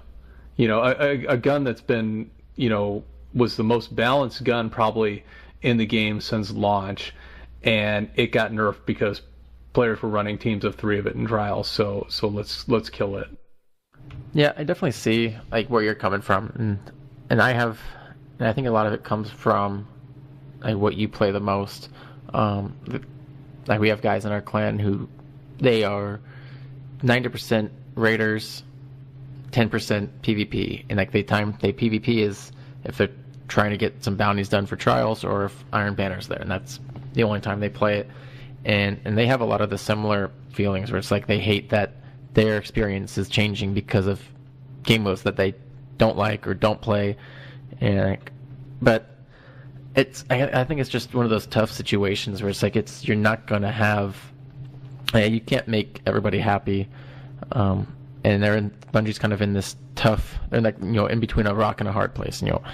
They have to keep trying to balance the game. There's a lot of people voicing their opinions and about why things need to be changed, and a lot of it's whining. There's a lot of just complaining about things because they died too much by something. But there are a lot of people that put well thought out explanations for why they feel something might be too strong compared to something else. And I think Bungie looks at all that, and they try to find a way to make everyone happy, but that's never going to happen. But yeah, I think it's just one of those tough situations. It's like you can't. I wish that the one thing I wish they would have done differently is done it all as more everything together with the changes instead of, all right, we're nerfing hunters. Oh, that didn't work. Okay, we're nerfing warlocks. Oh, that didn't work. Let's nerf the. It's like if they would have taken everything at once and be like, okay, we see that wombo combos are a little too strong with hunters, so we're gonna dim down the smoke a little bit so it's not quite as restraining. We're also going to take down some of the burn for firebolts, and we're also if they did it where every class was getting a little something down, I don't think it would feel as targeted as it is now. Like right now it's like, okay, warlocks just got nerfed, okay, hunters just got nerfed, and I feel like that's part of their issues instead of doing it all together. Well, I don't think they want balance. I don't think that's ever been. I think most people have said, can we please have a balanced game? And Bungie's reply is, no, this is going to be the meta. And they like to do that to force people to change how they play. They lift up hand cannons, then they lift up auto rifles, then they, lift up sidearms, and, now shotgunners and snipers, unless, there's plenty of green ammo around, but I think, they're forcing people to play a certain way. And really, for me, at the end of D1, the unfortunate part of it is that I think Special is completely unbalanced because of sidearms. If they gave everybody the same amount of ammo, just like sidearms, then that would be balanced. But that's not what they're doing. So it's always rotating something, and whether or not they do that going in, several times or a few more other times before D1 or D2, and we're just left with sidearms, that's kind of disappointing, I think. Well, I honestly don't think with the way they've got the game set up, with the amount of the variety of guns, first of all, and then the variety of subclasses, or just all the different roles, all the different archetypes, the variety of those, I don't think it really can be balanced, or I think it would take a pretty large undertaking if it were, just to bring all those time to kills to within enough of each other that it is balanced, and that, they all work at their effective ranges the way they're supposed to. I don't think it's in the cards for how many archetypes and the variety that they've got. And with that, I think they just kind of accepted that, we're going to have a meta, so let's try and rotate it and make it as different as we can, as often as we can. And so, yeah, we saw, auto rifles rise and fall, hand cannons rise and fall. And they did a whole lot of that without ever thinking how it would affect the other half of the game, which is, again, tracing back to why they should have separated those nerfs and buffs. But, I just think that balance, as far as that goes, I don't think it's really achievable. Well, and Dragon, to what you said, about, the wombo combo is a little too strong, the fireboat's a little too strong. Isn't that the thing, though, that every class, is going to have its pluses and minuses, and they might be stronger, with the melee or with the crowd control, or they might be the high risk, high reward that was the Blade Dancer before they started doing the recent nerfs to it. Why does everything have to be every class should have equal melee and equal grenades and equal everything? Why can't they all excel at different things and have their strengths and weaknesses? I agree. I think they definitely should, and I think they've missed the mark a little bit in year one and going that route. But I think I truly believe that they are trying to balance. At least from what I've heard from a lot of the developers or a lot of the Crucible sandbox designers, it's like they are striving for that. I think they went about it a little bit the wrong way. I think one of the reasons they may have done what they did with the abilities is the stronger the abilities, I felt a lot of people think that if abilities are more powerful, then it lessens the skill gap and makes it where that beginners are able to compete at a higher level because their abilities are stronger. I actually feel that it's the complete opposite. I feel the stronger the abilities, the more the top tier players are going to be able to just use those abilities at a higher level. And I felt that's how it was in year one. Like, I could go into a lobby in year one and I'd get 25 to 35 kills every single game. And I'd run around with my firebolts and my hand cannon and my snipers and my melee, and there's nothing anyone could do. Now, in the game today, there's a lot more. My abilities aren't nearly as good as they used to be. And so it's a lot more reliant on putting yourself in the right positions, making sure that you don't kind of get trapped out in the middle of nowhere. You're using your abilities in the right positions instead of just spamming them whenever you can. And I feel like they've made the right decisions without implementing it the right way, I think, if that makes any sense. I was going for D2 and whatever they do with trials and the game modes there. I kind of liked something RedWingGirl put out, that if you're looking at trials, and again, it is this thing that functions completely different than the rest of the game, and if it's to be this proving ground of everyone just wants, to prove they're the best skill, and take the weapon advantages out of it, why not go to white weapons for trials mode? That would be interesting. I think it would definitely be bring a different element to the game mode. I'm not sure if I'd be such a fan of it, just because I'm not sure how much variety you could offer there. Now, if you're saying they could offer, with whatever these white weapons are, a good variety, one of every archetype or whatever. Every archetype, yeah, and obviously the classes and subclasses would be the same as whatever they are in the game, but with the weapons, one of every archetype, and here's your loadout for your low impact, mid impact, and high impact of whatever weapon type. Sure. I mean, at that point, then I don't see I don't see any downside to that. I mean, the biggest thing I think out of trials, the one thing that I get that I like is, you go in there with what you think you're best with, and you take that against someone else who thinks they're using their best gear, and you see who's got it and who doesn't, and who, I think what they've done with the skills is they've dumbed it down to where gun skill matters more than your ability to use your abilities. And for better or for worse, that's happened, and I personally don't like it. I thought that the abilities and the constant nerfing of them was just ridiculous, and that, going back to what we were talking about earlier, definitely has pointed at trials a lot and PvP in general. But I think that at this point it is more about gun skill, and if you did do something with, like you're saying, the white weapons to try and make it a little more even and to take balancing all the weapons in PvE completely out of it, I think that would be an easier step than it would be trying to balance both of them together. Well, I think whatever the case, and again, I've posted about should trials be in the game and whatnot, and I know that I'm not a trials player. I will admit that right out, and I know that there are players like yourselves that love the game mode.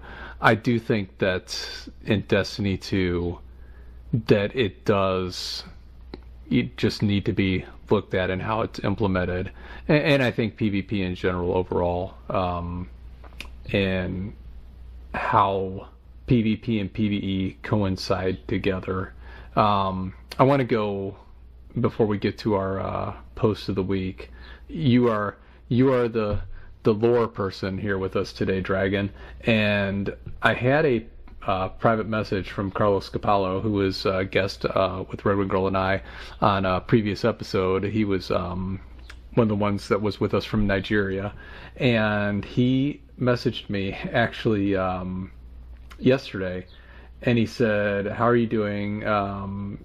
He said, I found it interesting that with all the talk and speculation about Destiny 2, I'm yet to hear one person mention Efrideet, who talked about a place away from the Traveler where Guardians exist.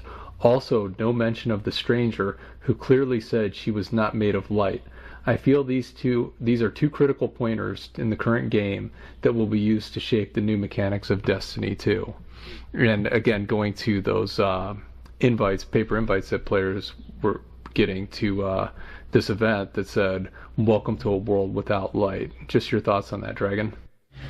Yeah, I think those are both really good points. I think Efrideet's definitely going to play a role in the future, and I think it was during the roundtable discussion with the story team. I think it was with Game Informer. They mentioned Efrideet having kind of like this role that would kind of go on into later avenues of Destiny, and I'm really excited about that. There's a lot of different things that come from what we know about Efrideet. That she comes from this faraway kind of colony with these Guardians that have found a way to use light or use their abilities in a non-aggressive manner, but that's somehow more powerful ways. So it's really interesting to see how they may bring that in.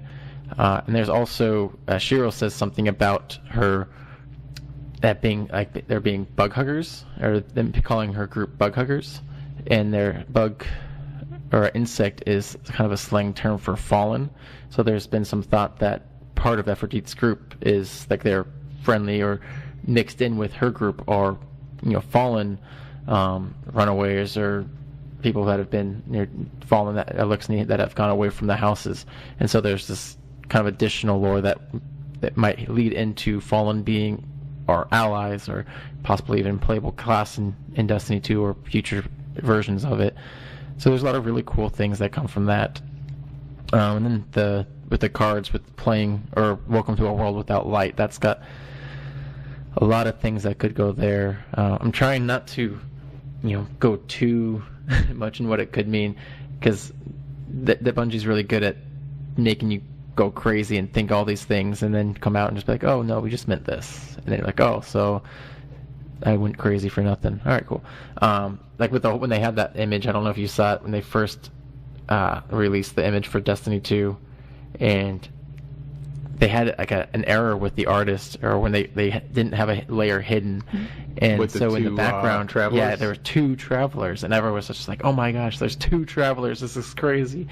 And they're like, "Nope, that was just a mistake by the artist. Ignore that." I'm like, dang it. And but yeah, there's to what we know now, there's a few Guardians, or there's Eris. We know that she no longer has the light within her. Dredge and Yor no longer had light. Toland, it seems that he's kind of gone away from the light, and we know that the Stranger, she wasn't a Guardian, she was just an Exo. But so it's curious how we as Guardians will now function, because Eris clearly still has powers, even though she doesn't have the light. Dredge and Yor and Toland are very powerful peoples in the lore, and Toland might be the most powerful guardian that we know of, aside from maybe Osiris. And so I think on one hand it's kind of it's nice knowing that we aren't going to be completely powerless either way. You know, they'll be able to find a way to still give us powers whether we're dealing with light or not, but it does open the door to maybe darker powers and possibly even darker paths. I know My Name is Bife has been talking about Dark Guardians for a while now, so I'm hopefully pretty excited if that's the case, but it should be pretty exciting nonetheless. So will we get to choose our path, whether we're good or evil, like the kind of the Star Wars Jedi Knight kind of? That'd be pretty cool. That would be dope. I think that'd be awesome. Yeah, that'd be cool. And also, I think I would be remiss if I didn't ask you, because I know that RedWingGirl, I think one thing she'd like to know, will we ever find out what happened to the Queen? And what do you know about that aspect of the story? I think we will find out for sure. Were either of you watching when they did I think it was, I don't remember which Twitch recording, what Twitch thing it was, but they had one of the story guys on, and he had said something about the Queen's, the roles of the Queen in the future, and like immediately Deech kind of like, he did the perfect Deech thing and he redirected, and then later they tweeted out and we're just like, oh, it meant nothing. But you could tell in the moment, you know, there was definitely this aspect of, yeah, the Queen's not done. She's got future roles kind of coming out. And of course they could change that. They could be like, hey, we didn't, you know, you spoiled it, now we're changing everything, blah, blah, blah. But they have a couple hints in the grimoire as it is, with the Queen's brother Aldrin, and how he can, there's the first one where he's in Mars and where he's lost at first, and he gets this feeling, and it's a feeling of like he kind of feels her with him. And then in the newest card we got from Age of Triumph, Ghost Fragment Reef 2, he gets this chill or something, it says, where he knows that she would be proud of him, or knows that she approves of his decision. It's kind of insinuating that she's still there somehow, still approving or still directing him in a way. So whether it's just kind of like he kind of gets this feeling, kind of like a Obi-Wan to Luke type of thing, where like he still has this presence with him, or if the Queen will actually come back, we don't know, but I'm pretty sure the Queen's not gone. I hope not. Did you catch? We need to know what happened to the Queen. Yeah, I know. I was going to say, did you catch that in the live stream, RedWingGirl, the slip up? Because again, I know you watched them. I know. I don't remember that. But I mean, her brother didn't die, so where the hell's he been this whole time? And there's just a terrible story. He crash landed on Mars somehow. Like the card that we get is, you know, after the attack on the Dreadnought, he kind of gets off his ship and he like looks around and he's on Mars. He doesn't know how he got there. He's there.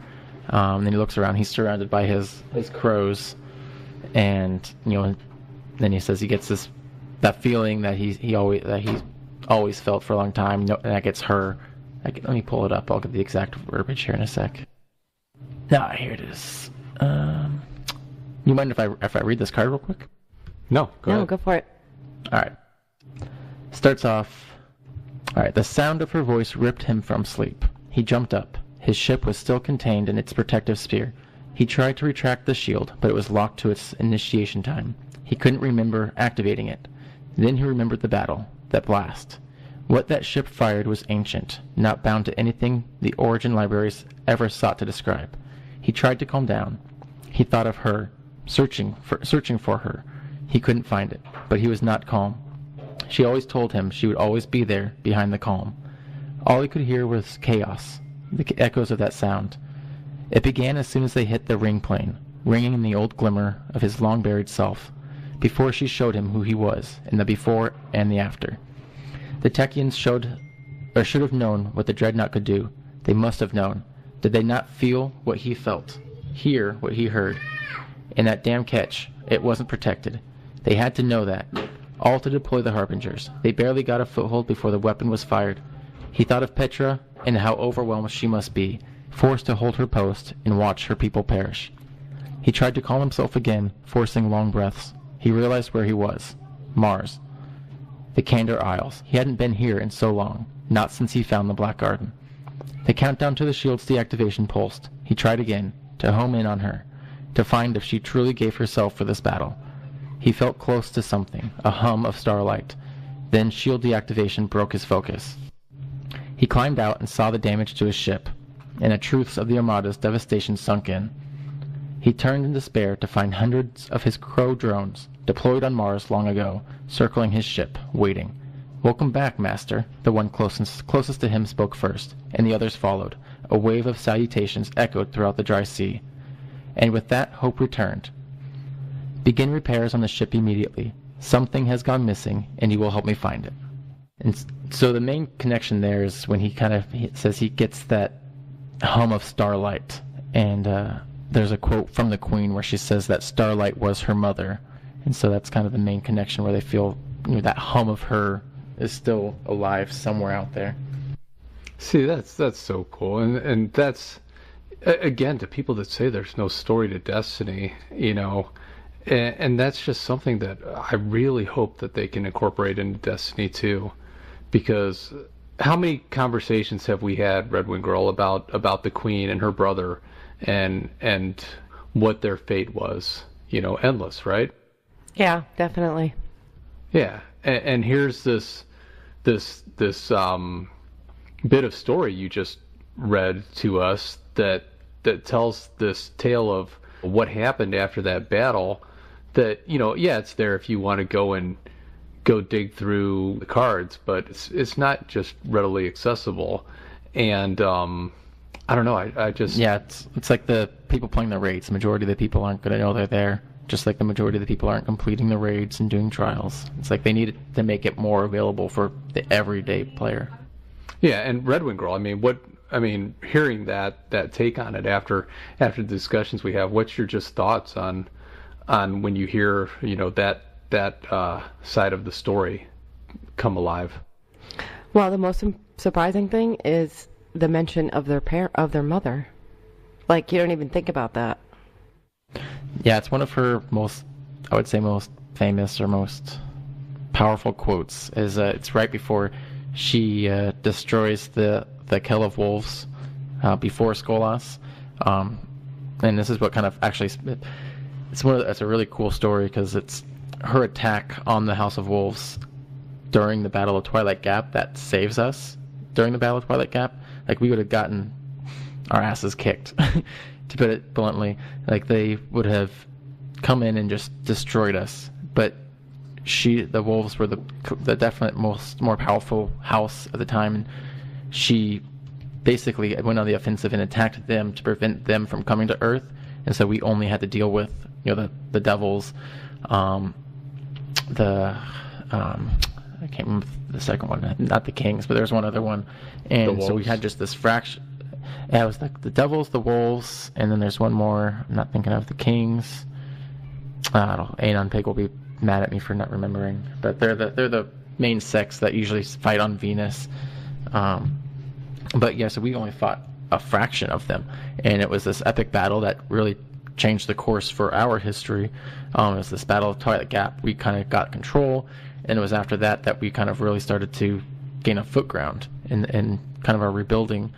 And it all happened because of this, to us, this unknown war going on, the Reef Wars going on, that the Queen initiated, knowing that her doing this was saving us. But as right before she attacks, this fallen Kell is kind of just mocking, like, "Who are you? You know, you have no power." And she just says, like, "The starlight is my mother, the dark is my father." And it's just like this really powerful quote, and then says that, and boom, he's destroyed. Ooh, what if that means that we're going to get the dark, and then in the end we'll have both? Yes, please. Yeah, there's some really cool fan theories about the Queen and her origins too. Some of them, that one of my favorites is that she's connected to Savathun, who's one of the sisters of Oryx. You know, it's funny you just said that, because it wasn't my post of the week I was going to get to in a minute, but I was actually reading a post that's up trending on Destiny on Nokris. I don't know if I'm pronouncing that correctly. The Mystery Hive, and I was reading through that this morning, just talking about who Nokris might be, and talking about the Books of Sorrow and Oryx and Crota and the sisters, and it's just really fascinating stuff. And again, I haven't been big into the lore. I love the lore that I've heard. Like, my favorite bits have been stuff on obviously Kabir. I refuse, Luke Smith, to say Kabir. You're wrong, so I'm on your lawn with that one. They say Kabir in the mission, so I'm gonna stick with Kabir. My bad. Kabir, Praedyth, Pahanin, the heiress, and her doomed journey with her fire team going that's one down. of my favorites. Yeah, and I'm gonna blank on the name right now with Thorn. Oh, what's his name? Dredgenyor and Jared DeWard. Yeah. Or Yep, now that yeah. I don't know if you were aware, it just confirmed was Rezel Azir. Yeah, the Dredgenyor story, and I saw someone do an animated thing take on it, and I'm not sure who did it, like a couple years ago, but I mean, there's so much to it that is so fascinating. But again, it's just you gotta really kind of work to find it and be dedicated. And I think it's cool that people are, and I wish I had the grasp on it that you have.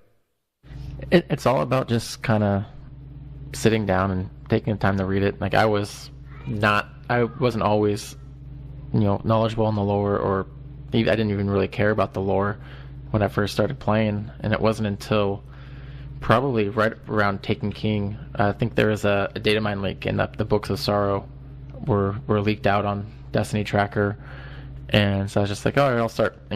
It's leaked Taken King stuff. I'm gonna read it, see what it is. And I started reading it, and I just immediately fell in love with how deep the story was, how dark the story was.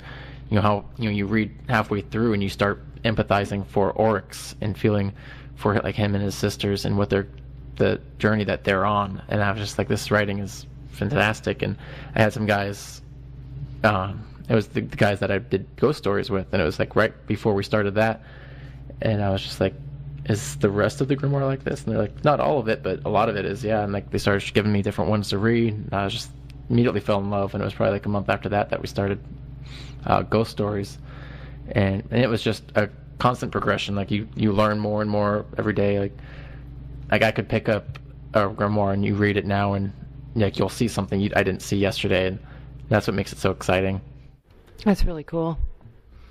Are you into the lore much, Duke? No, not as much. I mean, when I first started playing the game, I would take the time to go read them. It'd pop up on the bottom of your screen when you get one, and I'd go, have my computer next to me, and I'd look it up, and then I kind of got out of the habit of that. And then after that, I mainly relied on stuff like forum posts and, Reddit articles, stuff like that.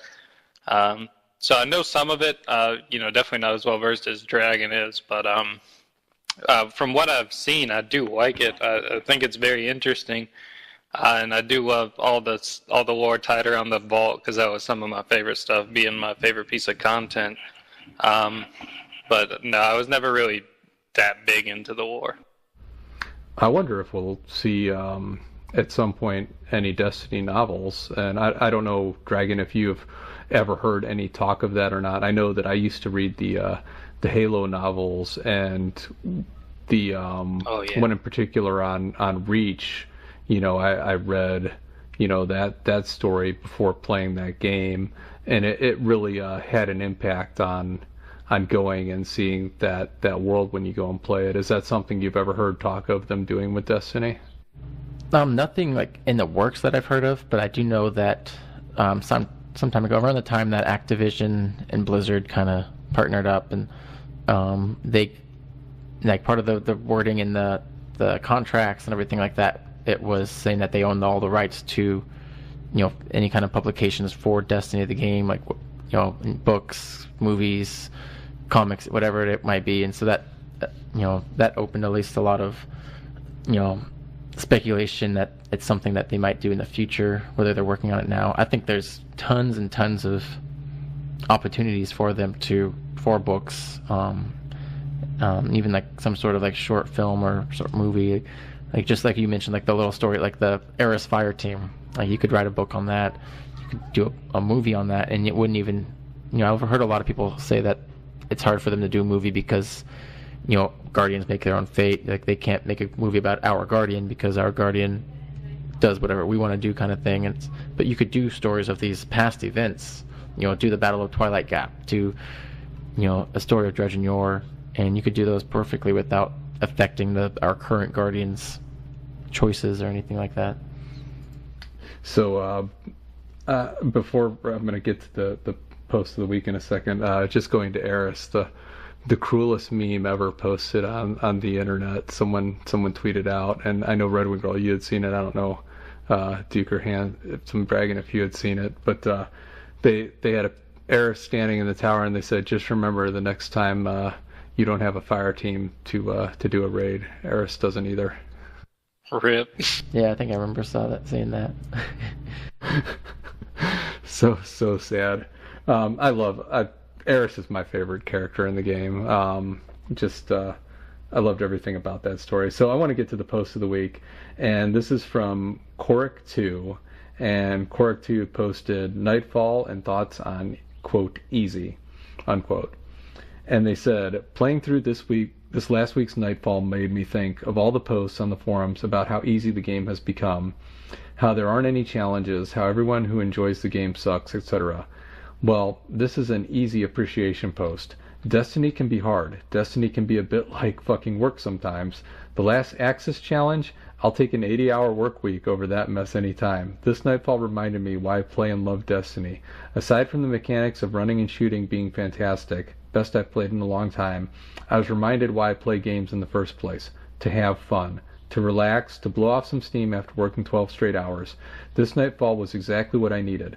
Sure, I'll do the raid challenge mode, I'll jump into Crucible every now and then, but damn it, sometimes all I want is a daybreak solar burn, where I melt every goddamn thing that moves, and it even looks at me funny. Thank you, Bungie. Thank you for making it fun. So true. And you have to admit, RedWingGirl, that, you say what you want about the Warlocks, but come on, when you're in the daybreak solar burn and you're on a Sunsinger with the solar grenades and you're just making the entire world burn, come on, is there anything better? Well, I'll just go back to what happened when we were doing that the first time. I was whipping hammers at everything, and you were just like, man, how'd you get your super so fast? Halfway through the game, you realized that you were able to use it, so you only enjoyed it for half the time. But that didn't take away from how amazing the Sunsinger was, because I couldn't remember that I was a daybreak and I had my super for half the game. Yeah, it was fun. We asked for Mayhem Strikes, and they delivered, and it's a lot of fun. I wish they would do them like every 2 weeks, though. Yeah, I'm really looking forward to the event that they mentioned, where it was like the daybreak event, where it was just going to be, I think was it going to be a couple weeks of daybreak strikes? And that's going to be a lot of fun. Oh, I didn't hear about that. I am out of the loop. Yeah, let me look it up. I remember they announced it, but I can't remember. I think it might be in July. And it was like, I think it was at least 2 weeks of daybreak strikes. They should make it daybreak everything. Every fucking game mode should be mayhem. Every PvP mode, trials, strikes, raids, everything. Oh gosh. Do it. Raids. I was actually joking last night. I was like, they should do a weekend where they just do a mayhem trials, and that would be so much fun. Everyone's just going ham. And then the guy in our team was like, should do mayhem trials, no radar. That'd be a lot of fun. People just didn't they just have everywhere. Trials last week where they finally rotated the maps or something? I thought that was kind of cool. Yeah, they did it. Yes, finally. Yeah, second year now. They did it last year, and they do it on Earth Day. And so, because it was Earth Weekend, Earth Day, so they did a rotation of all the Earth maps. That's pretty I love cool. it. It's the best. So we're at the point of the program where it's time for everyone's favorite moments of playing Destiny the last week or two. So Duke, start with you. What's been your favorite Destiny experience the last couple weeks? Well, my favorite experience, I finally finished the Axis Challenge for the first time ever. I had been trying it. Yeah, thank you.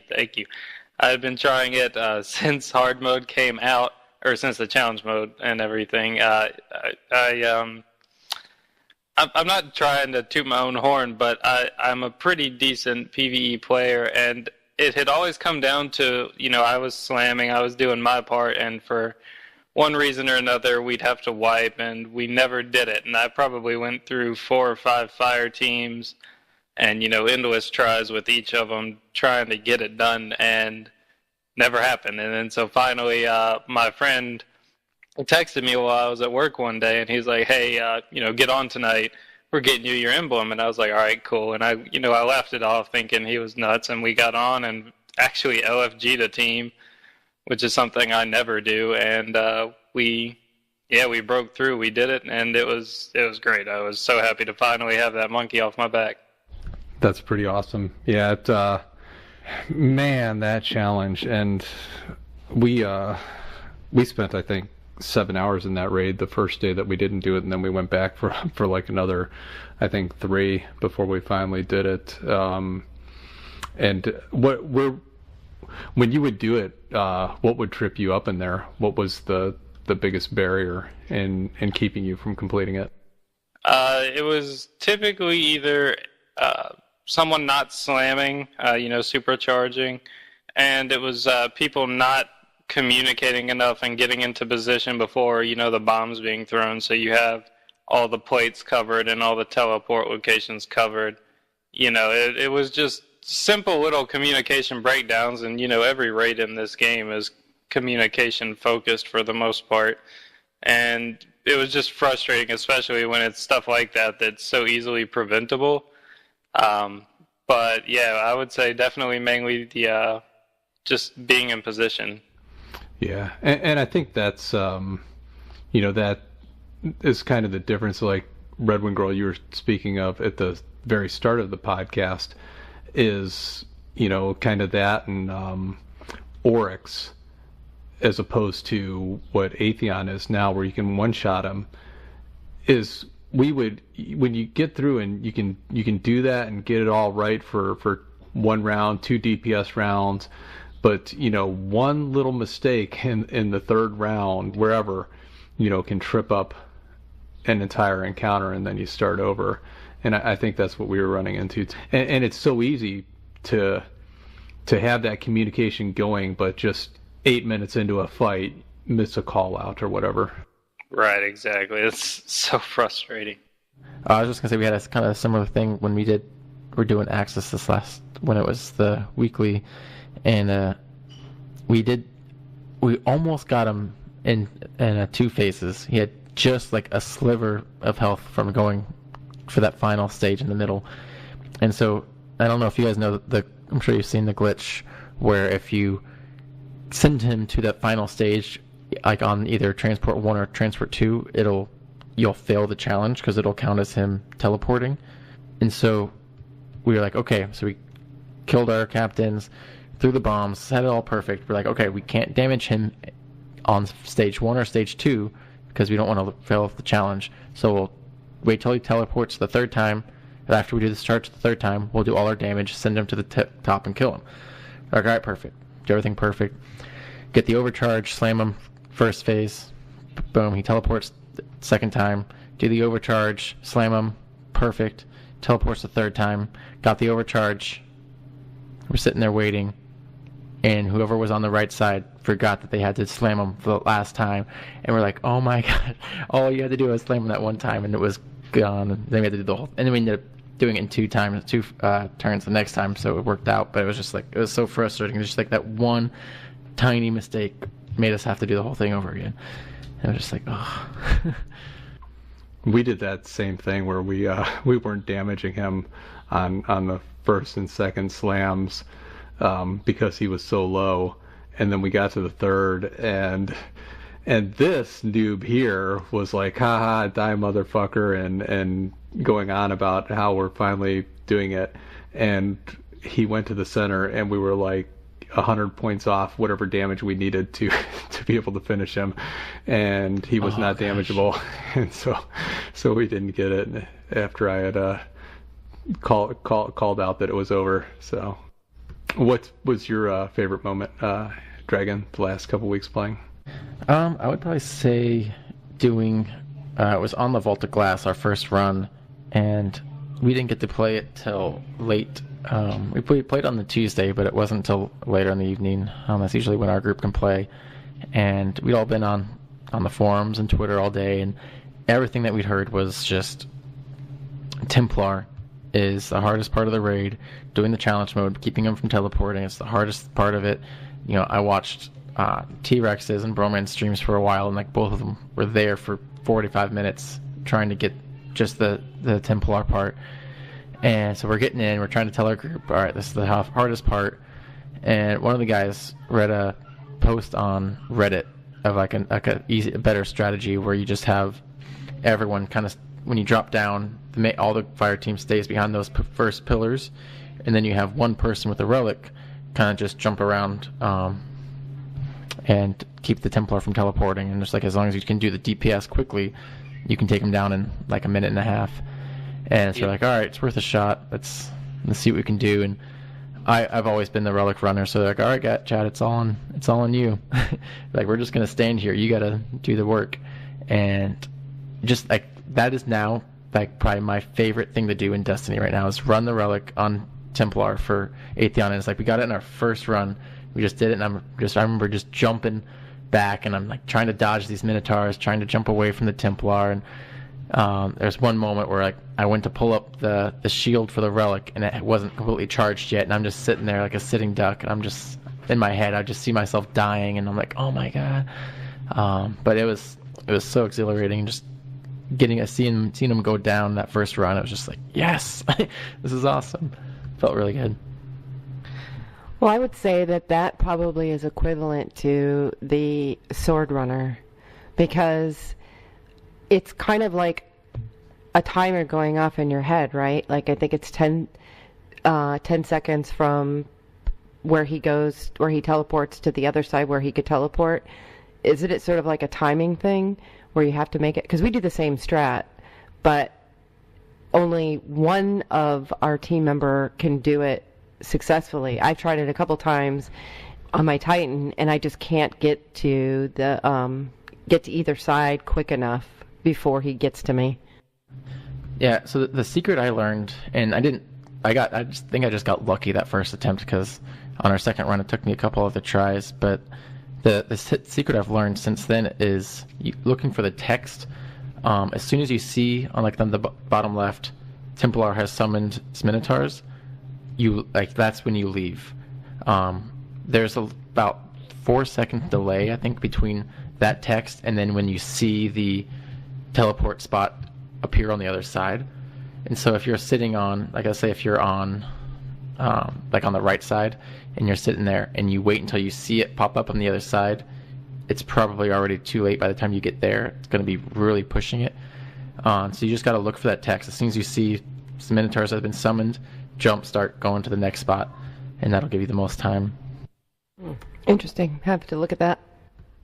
Yeah, but I will say this, RedWingGirl, you did run it on your Titan, and you did hold down the teleport spots long enough for a successful attempt. So don't sell yourself short there, because you did. We just didn't do the DPS and hold up our end on one of those runs. Yeah, it was really exciting. It was the next day we are doing our alts, and we only had 4 of our group, and then we had 2 guys from LFG, and they had done it, whatever way they'd seen it on Twitch or whatever from other people, and so they were not looking forward to Templar. They're like, this is going to be terrible. All right, how do you guys want to do this? And it's one of our guys who's kind of like the general of our raid group. He's like, oh, we're going to blow your mind. All you got to do is stand here and shoot him. They're like, what are you talking about? And just like, don't even worry. You're like, just sit back, watch Dragon. He's gonna blow your mind. And then I was able to do it in the first run on that one. I was like, they were like, oh wow, that's pretty cool. Mind's blown. Exactly. That's awesome. Well, if I remember correctly, didn't he have like 5 places that he used to teleport to? I think they purposely narrowed it down to 3. But he used to go in the back and like 2 other places in the back. I mean, he used to move around a lot more than he does now. He still will if you let him teleport. Yeah, exactly. If he only has that one option from the first teleport. So from the middle, if that first teleport, he'll only go to the side. If you're just doing it without challenge mode or just letting him teleport, he'll still go to all those other places, just not in that first instance. That's very interesting. RedWingGirl, what has been your favorite moment playing Destiny the last week or 2? I think just in general, I've just really enjoyed going in and doing all of the raids, and but I have to be perfectly honest, as Duke was, when we finally finished the Wrath of the Machine challenge, I was just so relieved that I just told myself, okay, I'm never doing this raid again, and then we promptly did our 2 alts. Which, I was like, why am I doing this to myself? But, I did it, and I'm glad I did it, and I got all the weapons from it and everything, but that was a relief. But for me, it's just been able to just replay these raids because I really like them, and for me, the most fondness is Vault of Glass. It was obviously, if you're a year 1 player, that was the best raid, and I still believe that it's just a really cool place. And I just like being in that area. It's just really cool looking. I just really like it. So, nothing stands out other than, completing the Wrath of the Machine. But it's been a lot of fun. I really like now having something to do. Going through and doing all the raids and, on 3 characters, in a week is a lot of content to cover, especially if you have maybe 1 or 2 weak players that maybe don't do it as much, so you do struggle a little bit, so it may take you a little bit longer. So it's fun, and I like to hang out with my friends and new people and do it, so it's a lot of fun. It was pretty cool though when we did access on 2 DPS phases that one run, I gotta say. Yeah, it was pretty good. So what's your favorite moment, Souls? I think of just the last couple days, just liking my hunter again would be one, because we used to be on our hunters constantly, and all our talk about the classes and the Titans and the Warlocks through the end of the Taken King, we were constantly playing our hunters, and just getting some of the vault gear to drop, and it's just a chest and the cloak so far, but it's made me, when I log in, want to play that class again, which actually made me, when I logged in yesterday, no one was on. I was like, well, what the hell am I gonna do? So I went and thought I'll run a couple PvP matches, and I went into a game of Control. When I managed to get some special ammo throughout the map, I pulled out my fusion rifle. I had no idea what I had equipped even when I went in. I just queued up and didn't even look at my weapons. And I looked at my fusion rifle. I'm like, what the fuck fusion rifle is that? Because it looked like the old Iron Banner one, and I couldn't remember what I had equipped. And then I started shooting it, and just was the most unbelievable thing. I mean, it was like going back in time a year and a half, 2 years playing Destiny to what a fucking fusion rifle was and should be. And I was like, oh shit, is this the Praetorian foil? Because I had gotten that last week, and I went and looked, and sure enough, it was my Praetorian foil. And I think that was my favorite moment. And again, it was a thing where, if I could get to a crate and if I had special, but in those instances when I had that as an option, it was what I loved about playing Destiny PvP before, when I had my primary and I had my fusion and working in conjunction together, which it's really sad that that's kind of been taken out of the game. And again, I don't know if it's the case that, I've speculated that I think fusions have been stealth buffed the last couple months, but if anyone that hasn't used that Praetorian foil in PvP, oh my god, equip it and use it, because it's the greatest fucking thing ever. Need one to drop first. You haven't used yours yet, have you, RedWingGirl? I don't think. I used it, the year 1 version in PvP a couple times, yeah. But you haven't used it. But I have it. I do have the upgraded one now. I haven't played any PvE or PvP, so I haven't tried it out yet. Oh my god. The next time we play PvP, you have to equip it. I mean, it looks just like the Ash Ravens to me. It's been a while since I've used it, but I think it's that same body style. But oh my god, it's unbelievable. I think it'll take you back to fusion rifles if you equip it. Gonna have to try it. Well, I would like to thank both you, Duke and Handsome0meDrag0n, for being here today. Really appreciate you coming on, and been just really cool talking Destiny with the two of you. Yeah, thanks for having us on. I've had a blast. This one thing about doing lore podcasts is, like, I'm a Destiny addict, and a lot of times I just want to talk about Destiny, and it's not really the place with our shows. And I'm just like, so I love coming on as guests for other shows. I can actually just talk about Destiny, the game, and not always have to just be talking about the lore of it. So it's a blast. Thanks for having me on. Yeah, and thank you so much. Yeah, I appreciate it. It was a great opportunity. It kind of came out of nowhere, and it was a lot of fun. So yeah, and I did want to give a shout out to my clan, Your Average Players. They were all really excited for this to happen as well, so that was great. And yeah, thank you for the opportunity. Well, and again, we've spoken on the forums for 3 years now, and it's just cool to get to speak with you, here, and just get beyond just a random name and a random gamer tag on the forums and talk about the game.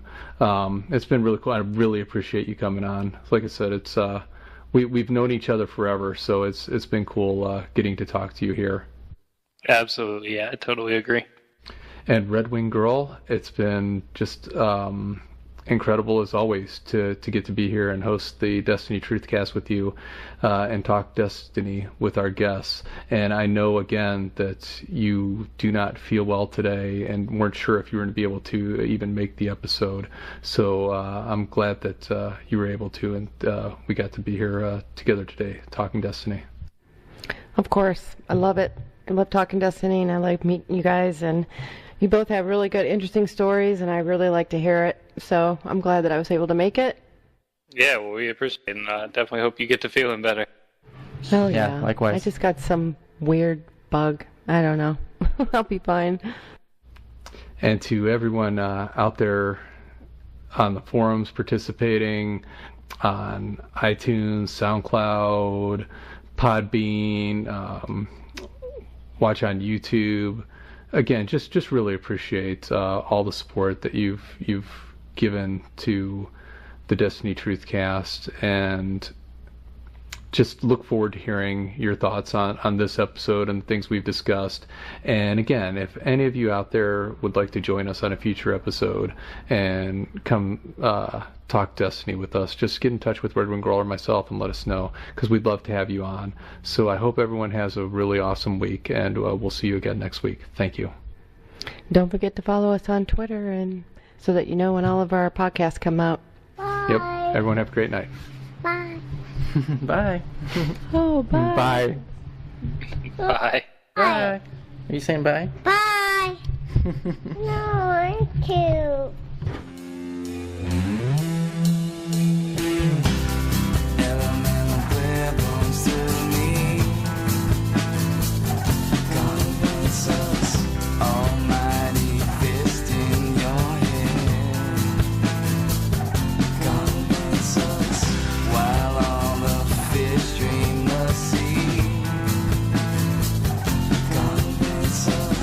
This fire needs to be fed.